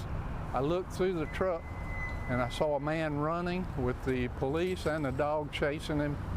And they knocked him down in the parking lot, put handcuffs on him, and he was bleeding pretty bad. And they put tourniquets on him, and that's about it. And then several police arrived about that time. Obviously, you live in the area, you come to this area a lot. Just describe what this parking lot's like at around 9 a.m. on a Saturday morning. Well, it's a lot of traffic right here. That's why we set up to sell pecans here. And we have repeat customers every year selling pecans before Thanksgiving. And but we've never seen anything like this happen. Sure have not. How unsettling is it that if, God forbid, something would have went wrong and there was somebody, an innocent bystander would have gotten hit, what would that have been? Well, I was behind the truck, and when I heard the shots, I stayed behind the truck until I saw what was going on. And then I realized that the police were after him, and that's where the shots went. So then I felt secure that to come out from behind the truck. So. All right, so you guys were able to listen to Bob Slay, that witness, telling us everything that he knows about this situation. Now, again, I did tell you that Conto was taken to the hospital. He has since been released. He's been taken to the Coweta County Jail, and he is facing charges for obstruction and attempted removal of a firearm from a public official. Remember, that official, who they say was also injured during all of this, was taken to the hospital, but that officer has been released as well. All right, coming back into the Fox 5 newsroom right here on the digital set, we've got Alex Forbes, our meteorologist, back with us. Alex, has anything changed in our forecast so far? Nope. Okay, well, that's good. That's good because it's not a bad one today. Exactly. No, so, you know, I think the cold front might have moved 20 miles further south since we last talked. Okay. But it's a gradual change through the day today. It's nothing that's going to be a drastic setup. You get those days this time of year where maybe it's 70 degrees in the morning and 40 degrees at night. Mm-hmm. That's not what we're looking at least in terms of a 9 to 5 type of thing today. Now, when you're talking tomorrow morning, it's going to be cool out the door. Don't get me wrong. It's just going to take several hours to do that. So there's the front there. You see draped across north and central Georgia. Not seeing the strong impacts from it just yet. I was describing earlier how this front is going to more moderate our temperatures this afternoon, and then tomorrow morning is when we're going to feel the real chill. And tomorrow afternoon, temperatures not quite as warm as, say, 60s instead of 70s today.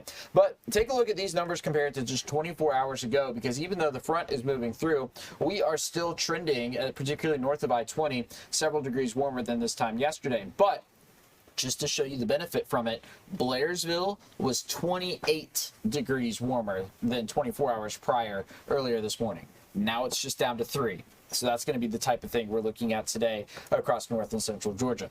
Wind gusts also going to be noticeable through the day today. You see, particularly in northeast Georgia, we've already seen some gusts between 20 and 25. And as this front continues to push in, some more gusts upwards of 20 to 25 will be possible through the afternoon hours today. And that goes for everybody from Carrollton over to Hartwell, from Clayton down to LaGrange. Everybody's going to have the opportunity to pick up some wind gusts through the afternoon. So there you go. Mid 70s on the way. I'm looking for high temperature today, right around 74. We'll say clearing skies into the evening tonight. Maybe not totally clear, but still more clear skies than clouds as the front sags south. 75 in Covington today, 77 in Eatonton, 76 in Athens, and 65 in Blairsville. Now, it would be kind of nice if the cooler weather would stick around, but alas, we will not be doing that. All right. So our average high is 64. And even with the cold front tomorrow, I still expect to make it to 67, so that's still above average. And then, just stick your hand out the window and wave about 10 o'clock Wednesday and Thursday mornings, because we are going to sail right past that 64 number, get into the upper 70s. In fact, some spots might even get into the 80s before all is said and done. So there goes that front down to the south.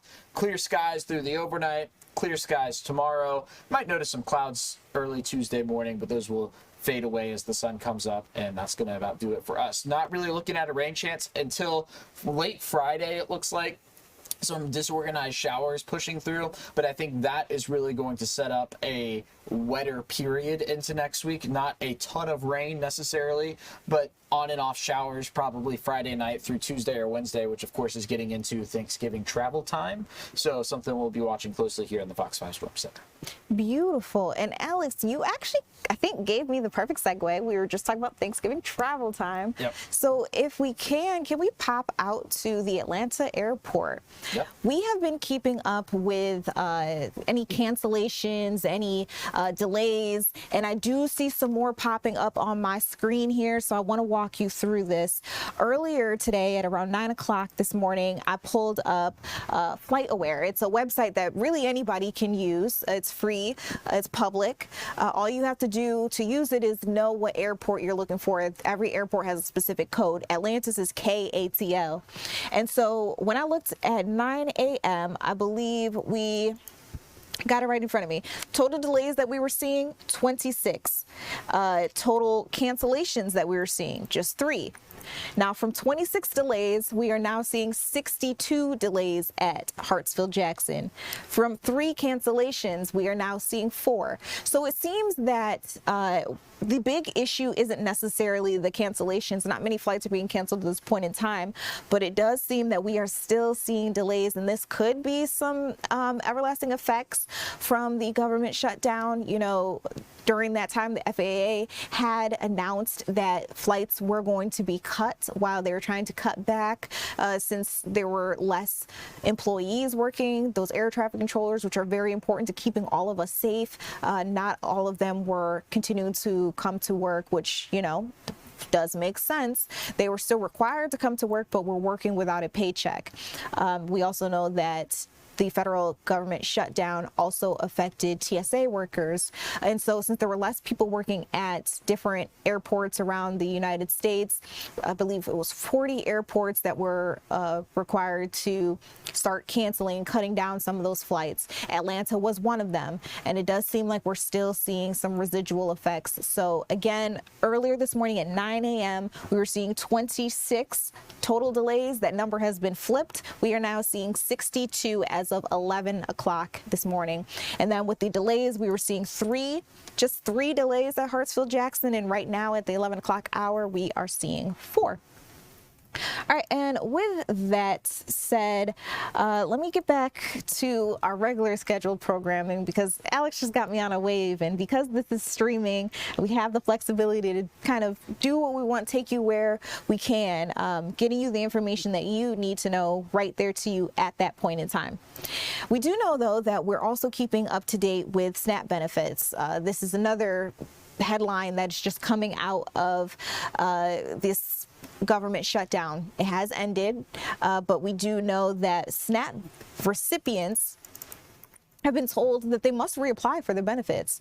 There are millions of U.S. Americans who use SNAP. We know that 1.4 million of them are from Georgia. So our Lindsay Tuman has been keeping up with this, trying to figure out exactly why this is happening and what we know right now. Let's listen into what she has. There are still a lot of questions about what exactly this reapplication would mean, when it would go into effect, and how exactly it would impact the 42 million Americans who currently receive SNAP benefits across our country. Now, here in Georgia, 1.4 million people also receive those SNAP benefits, which is the Supplemental Nutrition Assistance Program. What that looks like is roughly 1 in 8 low-income American households who receive about $190 a month to help them buy things like groceries. Now, according to the Department of Agriculture Secretary Brooke Rollins, she says she plans to have everyone reapply for their SNAP benefits. A Politico reporter told Fox News this is part of an effort to crack down on fraud within the program. And according to Politico, the USDA found 186,000 deceased people across 29 states who are receiving a check. Again, there are roughly 42 million Americans who are a part of this program. Now, there have already been efforts to reduce error payments. There has also been a new work requirement for SNAP benefits that went into effect at the beginning of this month. That was a result of the Big Beautiful Bill Act that passed back in July. So the new update applies to able-bodied adults without independence. That means folks who are 18 to 65 years old, not pregnant, not responsible for the care of a dependent child 14 years or younger in a SNAP household, and who are also considered mentally and physically fit for employment. All of those people are required to either be in an approved employment or training program, or of course work a job for a minimum of 20 hours a week or 80 hours a month total. That went into effect November 1st. Now, everybody who gets these benefits goes through a recertification in order to keep their benefits every 6 to 12 months already. So again, what exactly the reapplication program might look like, that's not exactly clear at this time. The latest update that we saw came 2 days ago from the Georgia Department of Health, and it says that folks who already are part of this program should get the remainder of their benefits by Tuesday. They got a partial when we were still waiting for the full government shutdown to come to at least a temporary end. So again, those benefits should be in place by Tuesday, and then they should be back to normal by the end of the month. As soon as we get any guidance about what exactly this reapplication means, what it will look like, when it could go into effect, of course, we'll keep you updated. But for now, that's the very latest reporting in Midtown. I'm Lindsay Tuman. Back to you.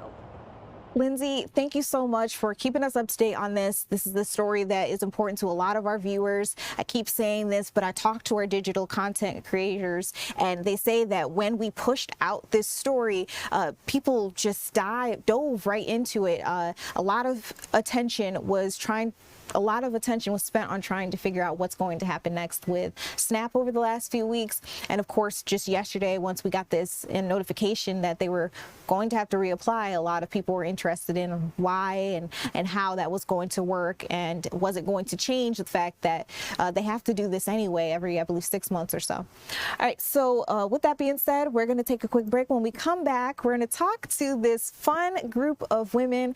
They're all in their 50s or above, and they're sharing just a little bit on how they're staying alive with their dance crew and how they'll be performing tonight for the LA Rams.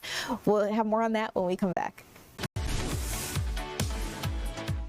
Hey guys, I'm Judea Murray. You are watching Fox 5 News Live. There is an Atlanta-based dance crew full of women who are in their 50s and older, and they're full of so much life. They call themselves the Staying Alive Crew. They are taking all of that energy and all of that rhythm all the way over to Los Angeles, because tonight they have a performance for the LA Rams. Let's listen in. Yesterday I was able to interview them right before this big performance, and they're talking to me about why they started this group and how it's grown so beautifully. Let's listen in. So I know the reason why you guys are all in LA right now is because you're going to be performing later on tomorrow. Well, really, while people are watching this, it'll be later on tonight at the LA Rams game. That is insane. How long did it take you to blow the group up so much that you could perform at high-profile places like SoFi Stadium? Wow. Well, we've been together now for 7 years. So we've been trying to do all kinds of things to give back to the community and really put ourselves out there. And we just happened to be at a convention in LA, coincidentally, and someone saw us there and asked us if we wanted to perform there at the Rams game. So we were like, okay, how does it work? Okay. And so from there, what happened next? So we actually had auditions, and we auditioned people from all over the country, and they had to send in a video of the routine, and we selected 55 men and women to travel with us here to Los Angeles. Okay, so 55 people are with your group. You guys are getting ready for this big performance. I'm sure it's really exciting. Now, I have done my research before this interview, and I know that you tend to add stunts and like some pretty cool stuff to your routines. Is that what we should be expecting for tonight? Definitely some very cool stuff happening with stunts and our signature hip hop dance moves. So absolutely. I am looking forward to it. I don't know if I can get any sneak peeks, but as being a dancer myself and used to be a cheerleader, I know you tend to have those high energy playlists and the mixes. Who could we expect to hear in your mix? Oh, wow. Well, we got a little, we got a little. Staying alive. Staying alive. Of course, we start off with that. We have a little 24 Karat by Bruno Mars. We got real energy uplifting five different songs that we've mixed together for a 2.5-minute routine. And we're ready to make that audience just stand up and go wild with us. Oh, and they are absolutely going to. Let's talk a little bit about what Staying Alive Crew really is. I understand that some of the video that we've been playing, actually, we shot in 2023. That's how long we've been, keeping up with you guys. But you guys have been doing this since 2018, right? 2018, 2019, right. We started it. Three of us started it, and we just thought, how can we use our passion of dance and our passion for giving back to the community together in one entity? And we thought of this group, and it's been an amazing experience. And I just love that everybody's gotten to know each other and feel like there's a great special bond between us. And we just keep going forward and giving back, and we love to bring smiles on everyone's faces. Not to mention, it helps us physically, of course, keeping in shape, but mentally as well. Learning the choreography helps our brains, and we seem to be not aging as much as we we thought. So that's actually a beautiful point there that you just brought up. You guys call it active aging, right? That's what you do, the dance moves and whatnot. What are those real life benefits that you're seeing through your performances or even just at practice with some of the ladies? Well, I think there's several pieces of that. One is the physicality, staying in shape, keeping our body moving, keeping our minds active and healthy. But there's also a spiritual and a mental capacity to it that we bring. When our members are going through periods of maybe trials and tribulations, we support and lift one another up. They know they've got a family here they can lean on. We support them and vice versa. When there's great things to celebrate, we've had a lot of members become grandmothers for the first time recently. We're there to celebrate them. So it's really a special bond, and that's one of the things our members talk about is the friendships, the sisterhood that we have in this group. It's very special. Let's dive into that sisterhood because I understand that this also just started with a couple of different members and now it's grown to this huge group. The fact that you were able to bring 55 people out to LA with you is just insane to me. But how did you go about building the crew? And then has anything surprised you about some of the people that end up joining in or some of the things that they learn along the way? Wow. Well, we have auditions every year. We started having auditions and people would just hear about it from word of mouth or their friends would audition, and it just grew and grew and grew. So this particular event, we actually hired people, from around the country. So we actually haven't even met them in person yet. We're going to meet them today at the rehearsal. We've been doing text back and forth and live Zoom sometimes, but they actually learn the routine from instructional videos. So it'll be very exciting to meet them. But I think they're going to see how fast this group gels and how much we get along and that we all want to have the same goals and that we just love dancing. And we're very positive. We don't allow any negativity. We only allow building each other up, positivity. So they're going to see an example of that and hopefully want to join in long term. We're not going to complain about the rain. Yeah, we were just talking about that before we started recording. It is downpouring and they're expecting a lot of flooding in the LA area. That is not going to stop anybody from coming out to the game. I'll tell you that right now. No, and they're in for a treat if they do show up. So now we talked a little bit about how you guys can, or how people watching can possibly join the crew one day. You don't have to be based here in Georgia, although I do believe the group is based in Atlanta, right? Yes.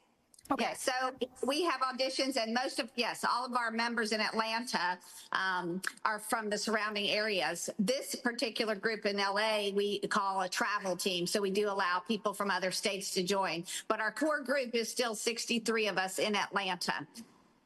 Okay. Now, let me ask you this. It may be a kind of left field question, but I do feel it ties into everything that you guys have going on.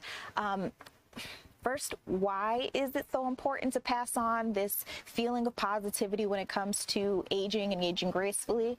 And then how do you think you're able to do that through dance? Wow. I think that when people see us, and they see how our group gels and how happy we are when we do this, that it just brings like a feeling of, hey, I want to do that same thing, and I want to move like that, and I want to bring smiles like that, and I don't know, it's just something that's contagious that we can't explain. And we get lots of emails and texts that say, y'all look like you have so much fun. How do you join? I mean, all the time we get those. So. And then so we have a good problem in not knowing how to add more members because we're really maxed out. And I'm sure the people watching us right now are like, well, I really want to join in. I know there might not be room for me on the team just yet, but I'm hoping one day, like, I'll be able to audition and I will get that spot. So I do want to ask you, is there a limit to abilities, or is everybody on the team, they kind of start in a different place? Is everybody a professional dancer?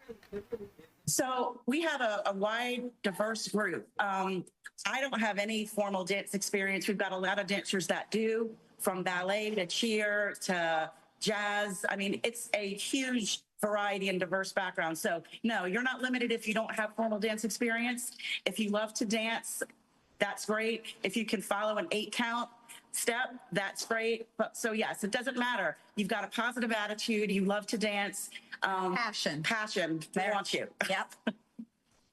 Sounds good to me, and I love the positivity that is radiating off of each of you as you speak with me.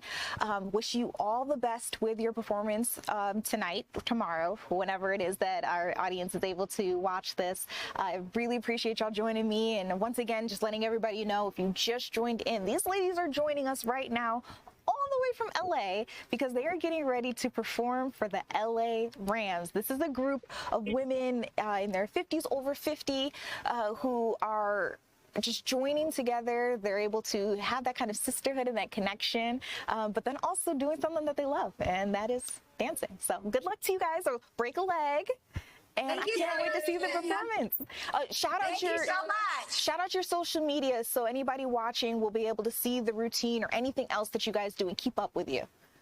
Awesome. We're on Instagram and Facebook at Stayin' Alive Crew, without the G, Stayin' Alive Crew. We're also on TikTok. We learned how to do that. So just follow us and you'll be able to keep up with us. Sounds great. Thank you guys so much for joining us here on Fox Local. For those of y'all streaming with us, don't go anywhere. We'll be right back.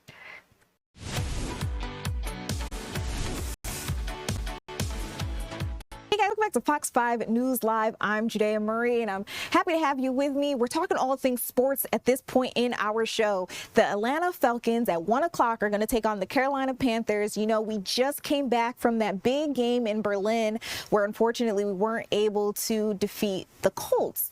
But I do have our Fox 5 sports team's Rafael de los Santos on standby right there at Mercedes-Benz Stadium. We just had the outside look. Now we're going inside.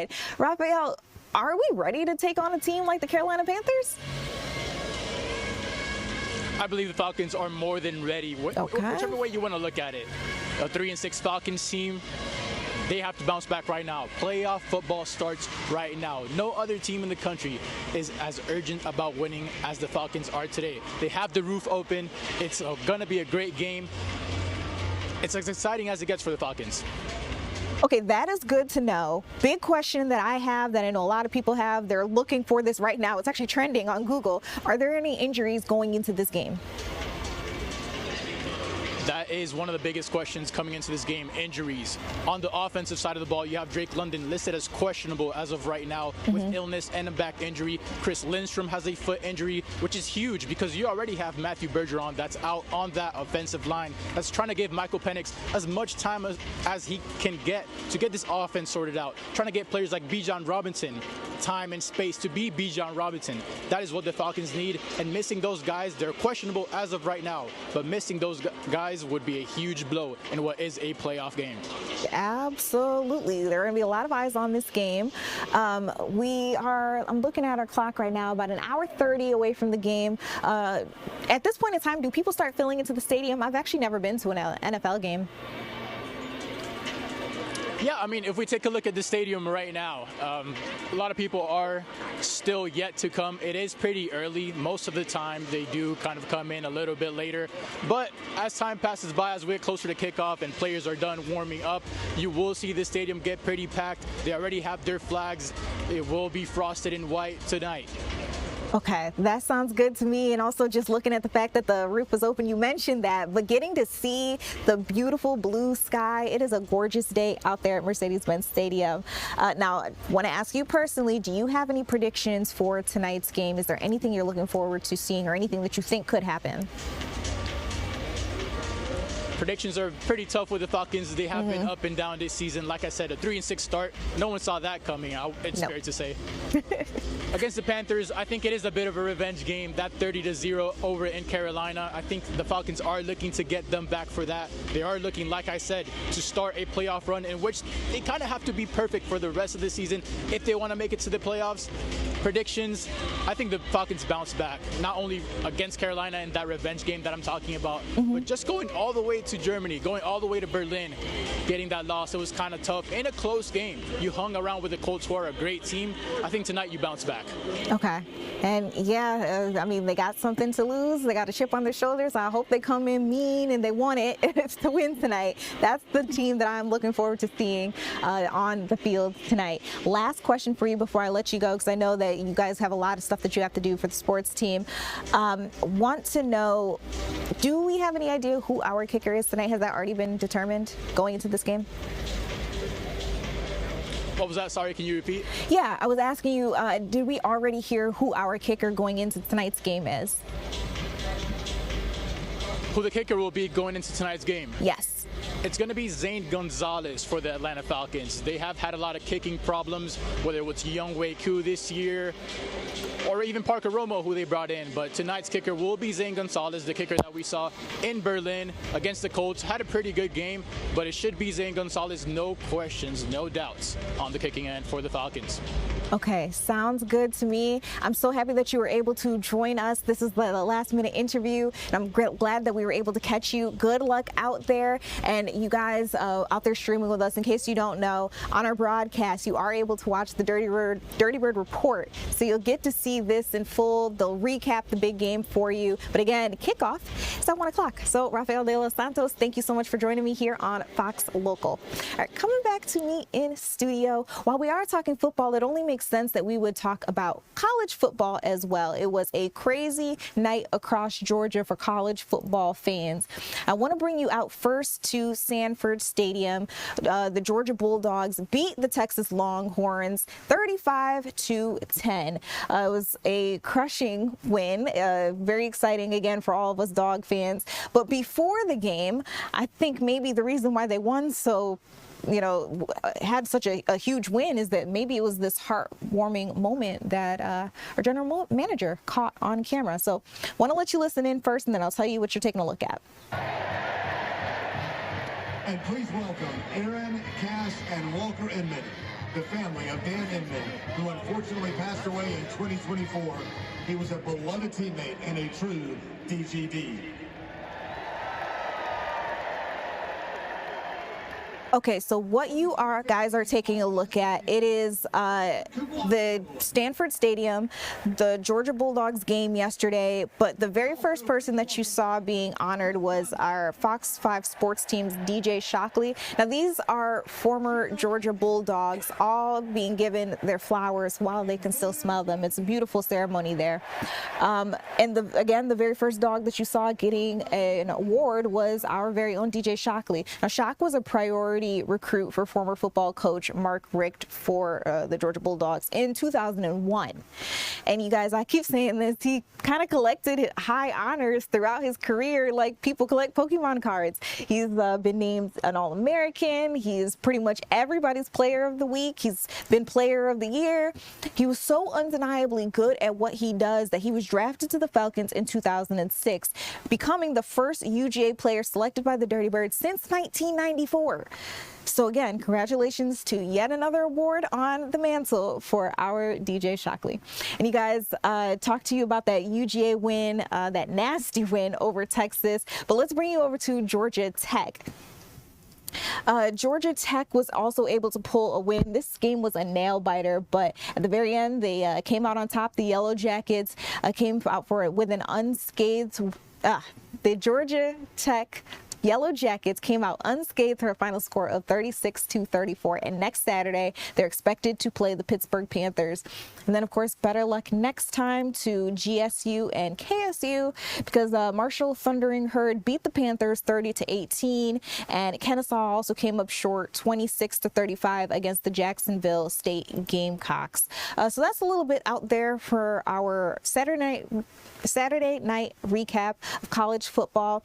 Guys, we're going to take a quick break.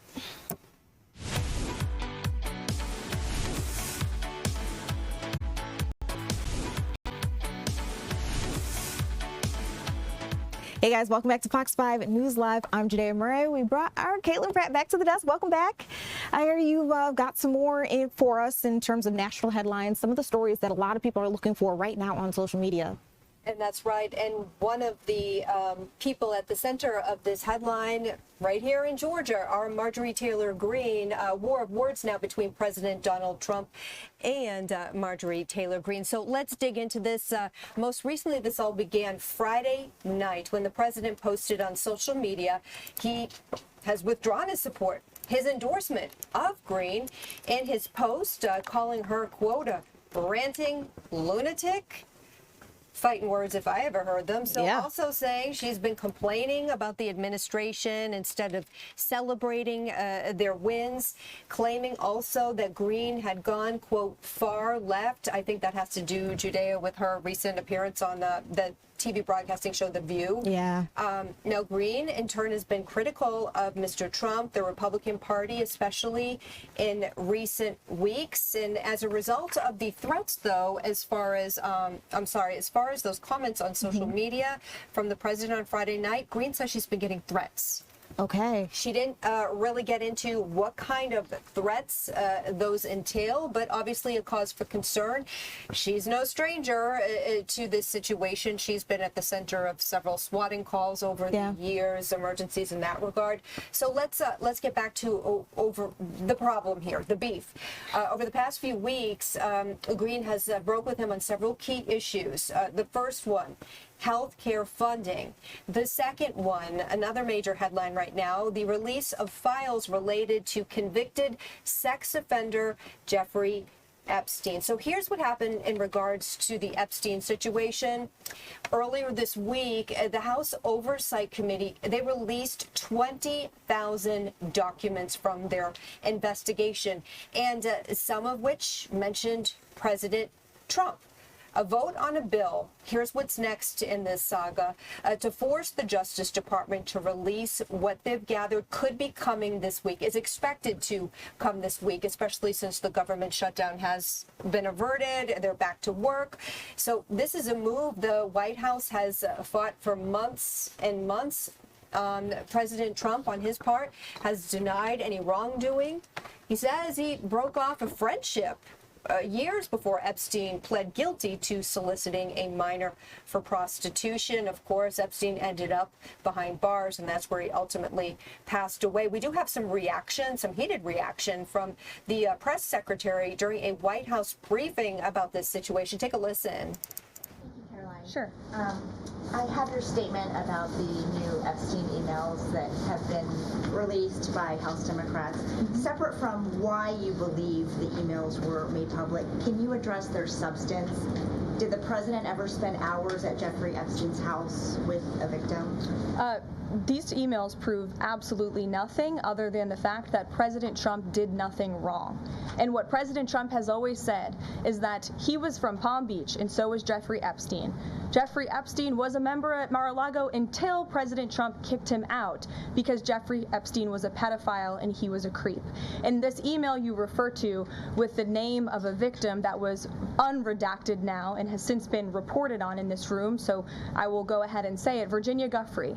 And it was CBS's own reporting, Ouija, that recently wrote that Miss Giuffre maintained, and God rest her soul, that she maintained that there was nothing inappropriate she ever witnessed, that President Trump was always always extremely professional and friendly to her. And so I think it's a question worth asking the Democrat Party, and you should all go ask them after this briefing, of why they chose to redact that name of a victim who has already publicly made statements about her relationship with Jeffrey Epstein and is unfortunately no longer with us. Mary. Thank you, Kelly. 2 questions on this. On in the interest of transparency. Digital desk, coming back out here now, if the House passes this Epstein measure this upcoming week, it would still have to go through the Senate. So that's another hurdle as far as this is concerned. And then, of course, be signed by the president.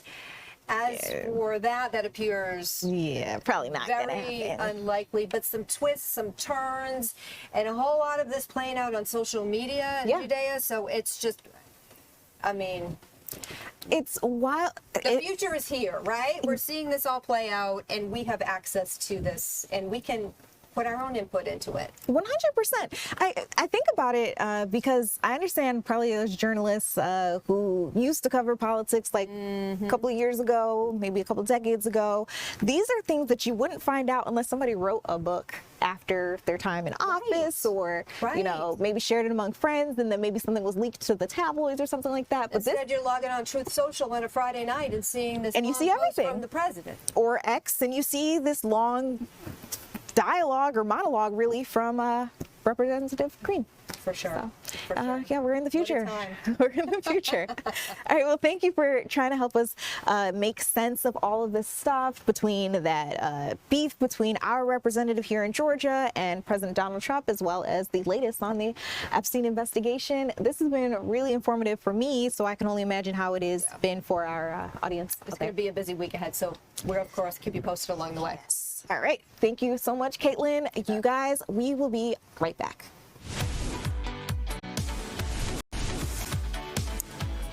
Hey guys, welcome back to Fox 5 News Live. I'm Judea Murray. I want to get you right out to Atlanta, Little 5 Points, where we know there is a powwow going on. I see that they were doing some sort of dance or maybe some sort of ritual, so I just want to listen in, let you guys in right in this live moment.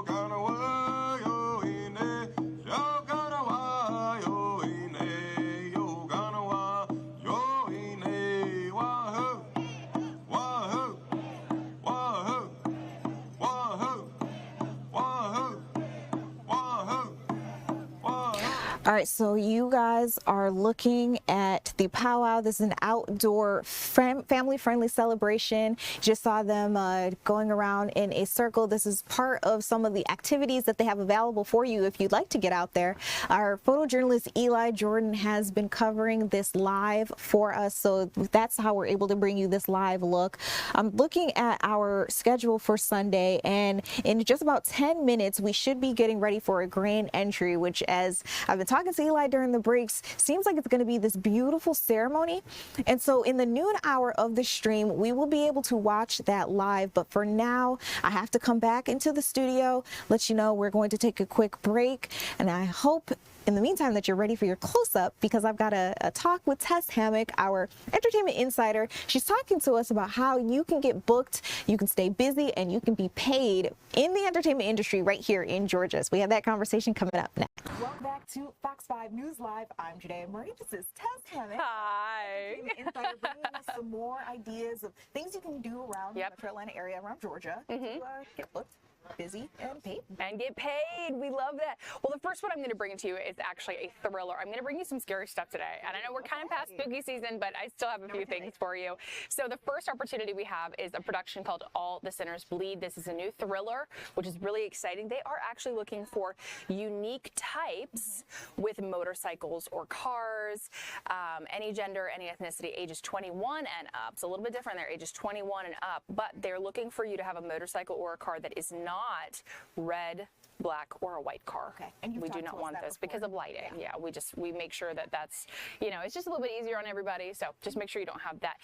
This actually has a couple of options there for you. Your first option is going to be on November 17th and November 18th in Conyers, as well as the option 2 is just the 18th as well in Conyers. These are both paid opportunities, so either both days or one day, which would be, I know, I love. So your submission information is going to include a picture of your car, the make, model, year, and then your age, height, weight, and 3 recent pictures of you. So 4 pictures total, 1 of your car, 3 of you.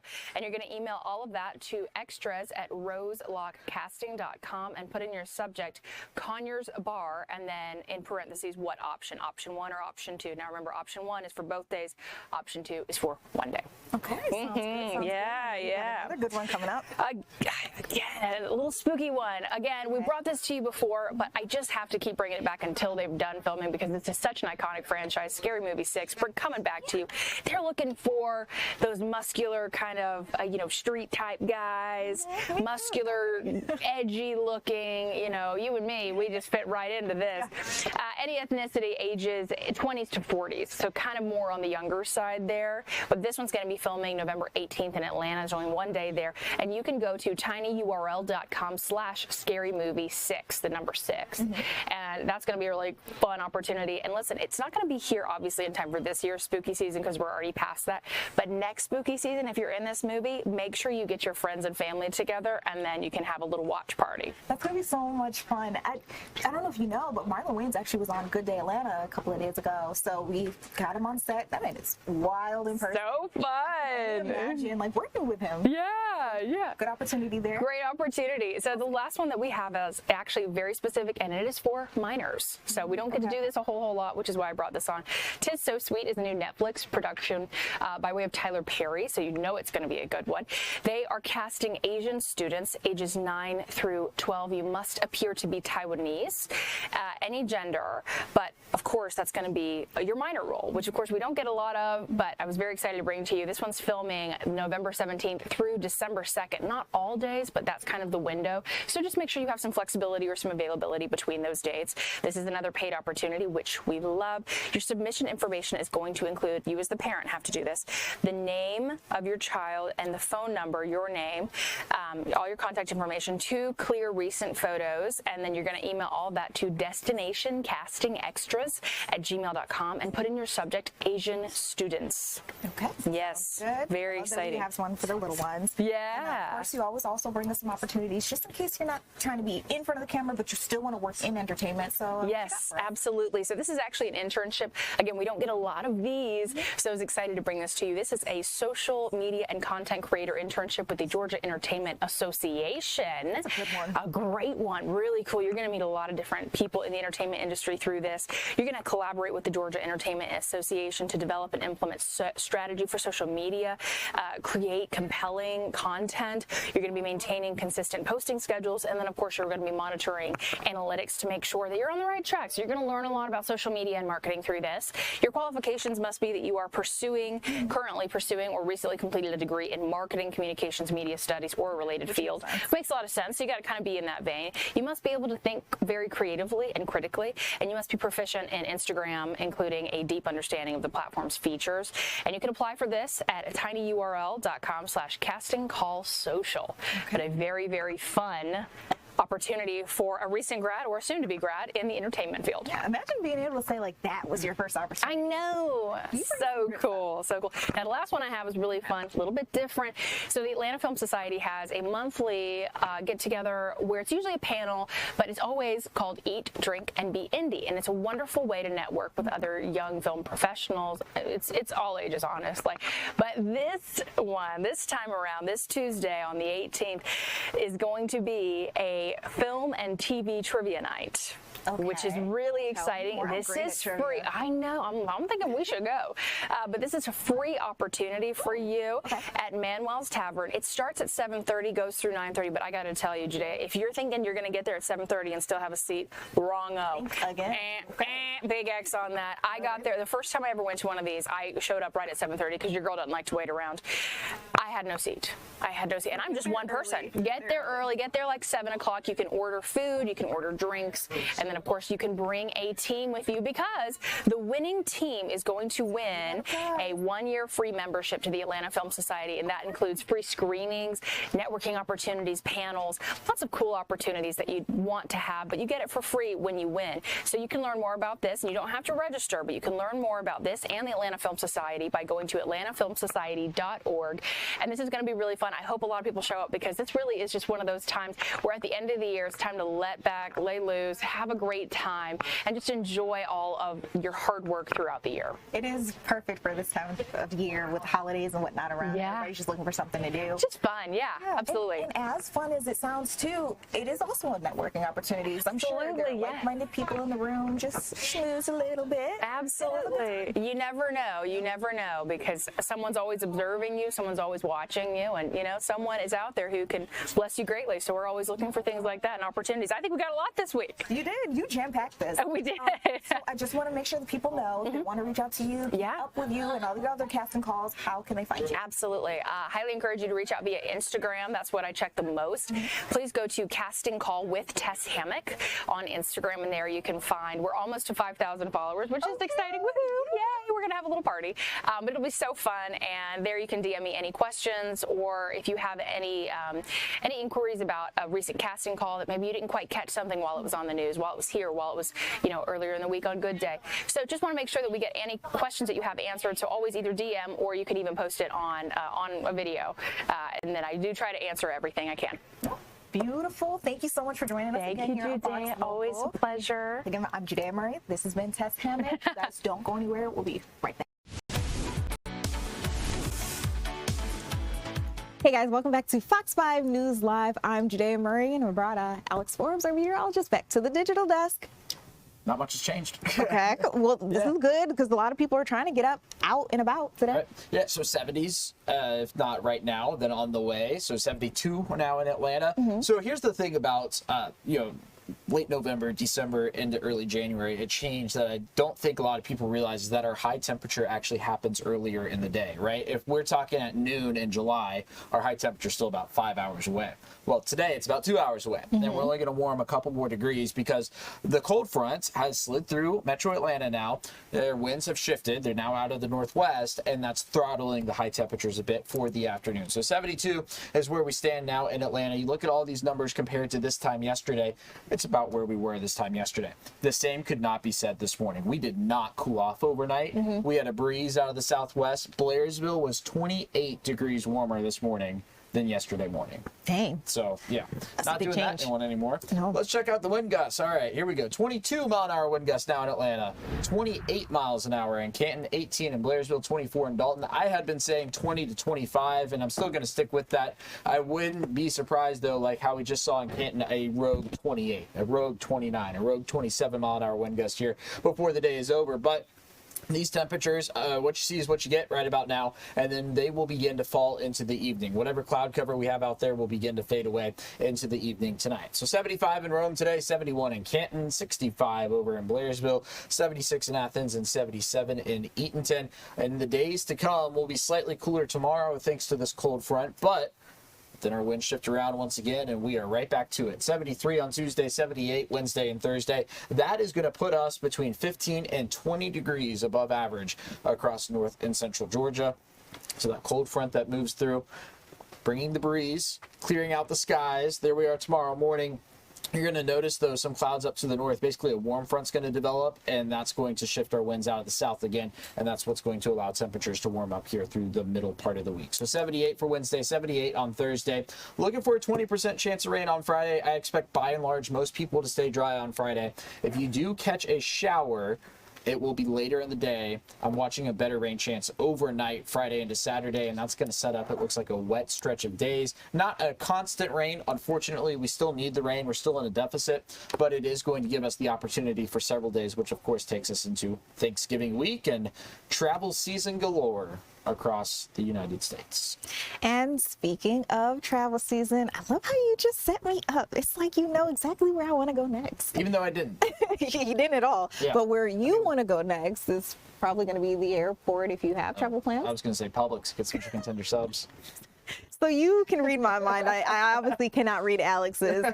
We are giving you one last look with us here on Fox Local, a look at where we are in terms of delays and cancellations at the airport. So at 9 o'clock this morning, I checked in with FlightAware. That is a website that anybody can use, flightaware.com/live. If you want to look at the live flight delays and cancellations at any airport in the United States, so focused in on the Atlanta airport, where we're taking a live look out at right now.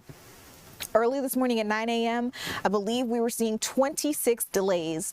At around 11, we were seeing 62 delays. Well, I just refreshed my page, and now at 12 o'clock at noon, we are seeing 92. Now, in terms of cancellations, at 9 a.m., we were seeing, I believe, 2. It may have been 3. I think it was actually 3. At 11 o'clock, that number had gone up to 4. And now we are at 12 o'clock noon. That number has stayed at 4. So again, cancellations don't seem to be the big issue here. It's really the delays that we have to keep an eye out for. And so the beautiful weather forecast that Alex Forbes just gave us is great if you are out there traveling today. Seems like cancellations aren't going to be a big issue for you. It's also going to be great if you are getting ready to tailgate or already at the tailgate for the Atlanta Falcons game at Mercedes-Benz Stadium. And it's also great if you are out or trying to get out, because out in Atlanta, we actually have a live look at a powwow. Eli Jordan, our photojournalist, has been staying up to date with that for us. I see that right now on standby, they've got some drumming happening in a circle. So I want to get you guys a live look and some sound from this event, and we'll carry it throughout the noon. Randy Solomon from the Mission City Band of Choctaw. Our head lady is Nikki Chris from the Eastern Band of Cherokee Indians. Behind them is our straight dancer.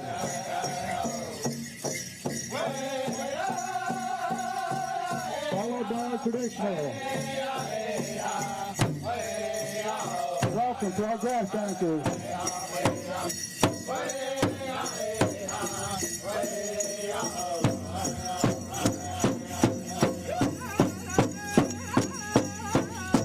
Right in front of you is our chicken dancer.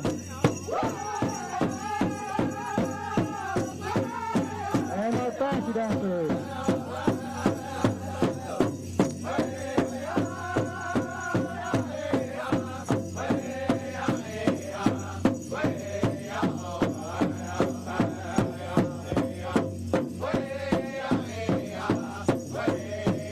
Welcome, Kaya Hikalo, to our women's traditional.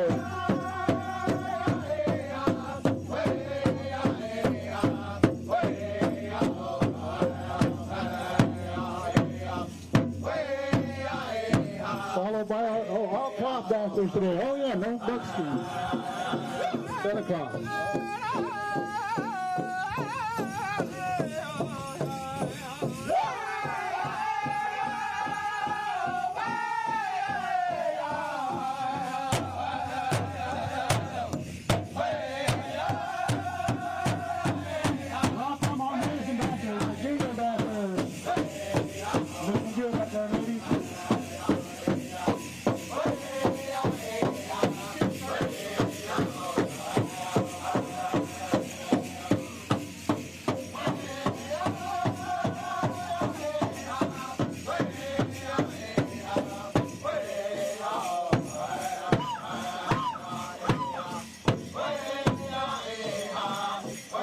Right behind our jingle dancers, we got our fancy shawl dancers.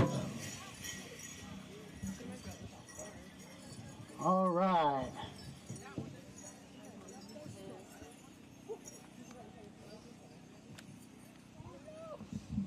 All right, right now we're going to ask Galen Nelson here to do our prayer for today. So please bow your heads and honor him in prayer. everybody want to bow your head. You guys, while there is a moment, a break there in the programming, obviously there are going to be some things happening next in the ceremony. I do want to get a quick break. When we come back, though, we will be checking back in with this beautiful ceremony happening right now at the powwow in Atlanta. This, again, you guys, is happening right now in Little Five Points. And you have until 5 p.m. if you'd like to get out there and see it for yourself. We'll be right back. Hey guys, welcome back to Fox 5 News Live. I'm Judea Murray. We're going to take another live look out at this powwow happening in Atlanta. Going to turn the volume up so you guys can take a listen and see all that is happening right out there in Little Five Points, right by the park there.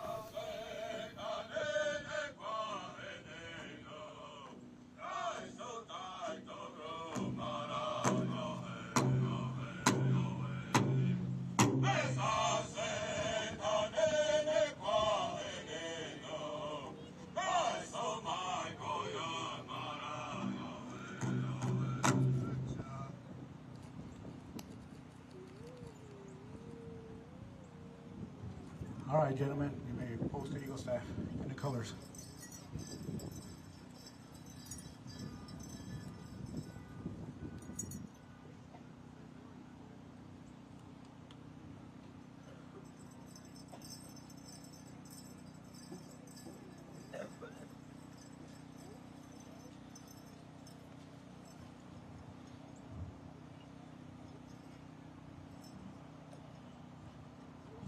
All right, and right now we're going to ask all of our veterans to come on out. If you're a veteran, come on out and follow Joey Pierce and Mr. Shane Humphreys. Come on out. We want to honor you and thank you for your sacrifice, for your service.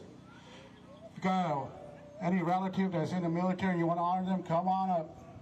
We just want to say thank you for everything. War mothers, police, fire, EMT, nurses, doctors. If you serve your community, we'd like to say thank you. I know it's a hard job day in and day out, doing the services that you do. Sometimes you feel underappreciated, and part of our Native American culture is we want everybody to feel like they belong. So come on out.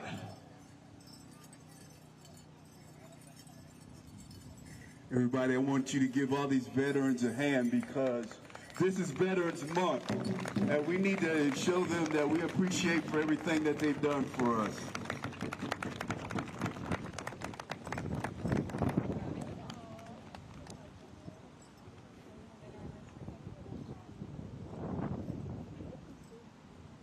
All right. Yesterday we did a memorial for a song yesterday, and we had a lot going on, a lot of family issues and stuff. So today I feel like we've overcome a lot. I'm gonna ask Rattlesnake Mountain for a victory song.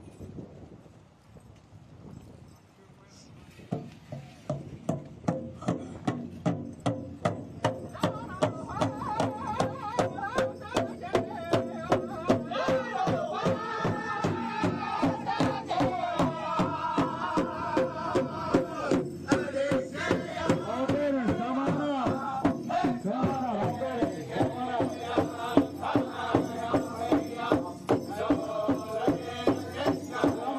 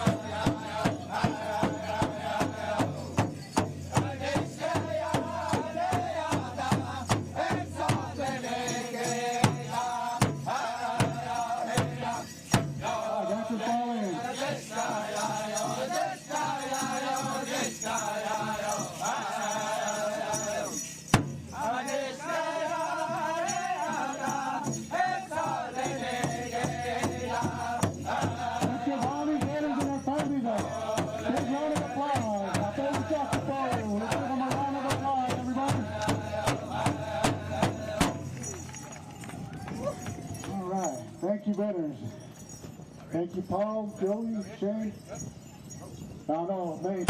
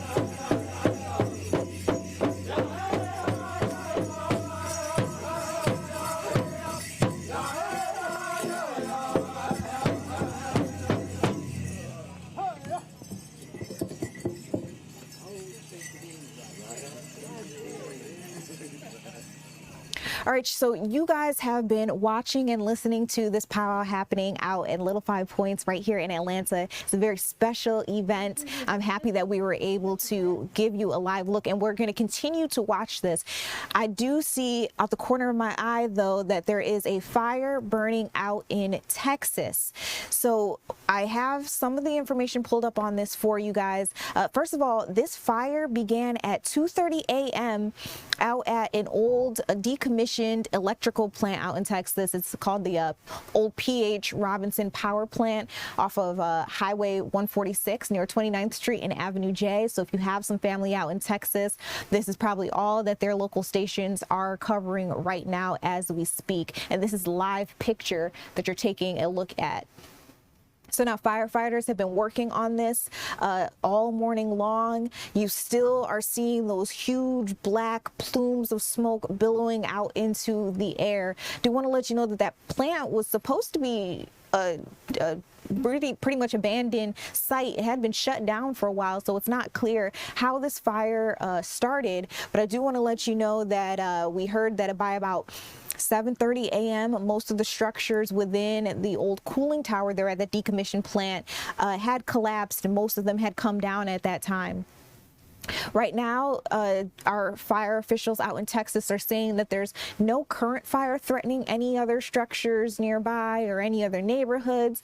There was a limited shelter in place put out for parts of San Leon from 8th Street to Galveston Bay while crews were working, calling this just precautionary measures. Fire departments across Galveston County, including League City, Dickinson, Lamarck, Santa Fe, Hitchcock, Bayou Vista, and Alvin have been working along with Texas City to put this fire out, make sure that all people nearby are safe and are okay. These obviously have been massive flames. We're keeping an eye on it, but again, you're seeing this live picture now of those black clouds filling the sky.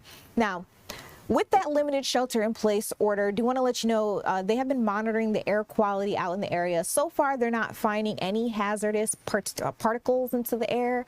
That limited shelter in place order was issued for some of those areas from 8th Street to Galveston Bay, and it was enacted again strictly as a precautionary measure because winds have been pushing the heavy smoke, as you see, toward the community.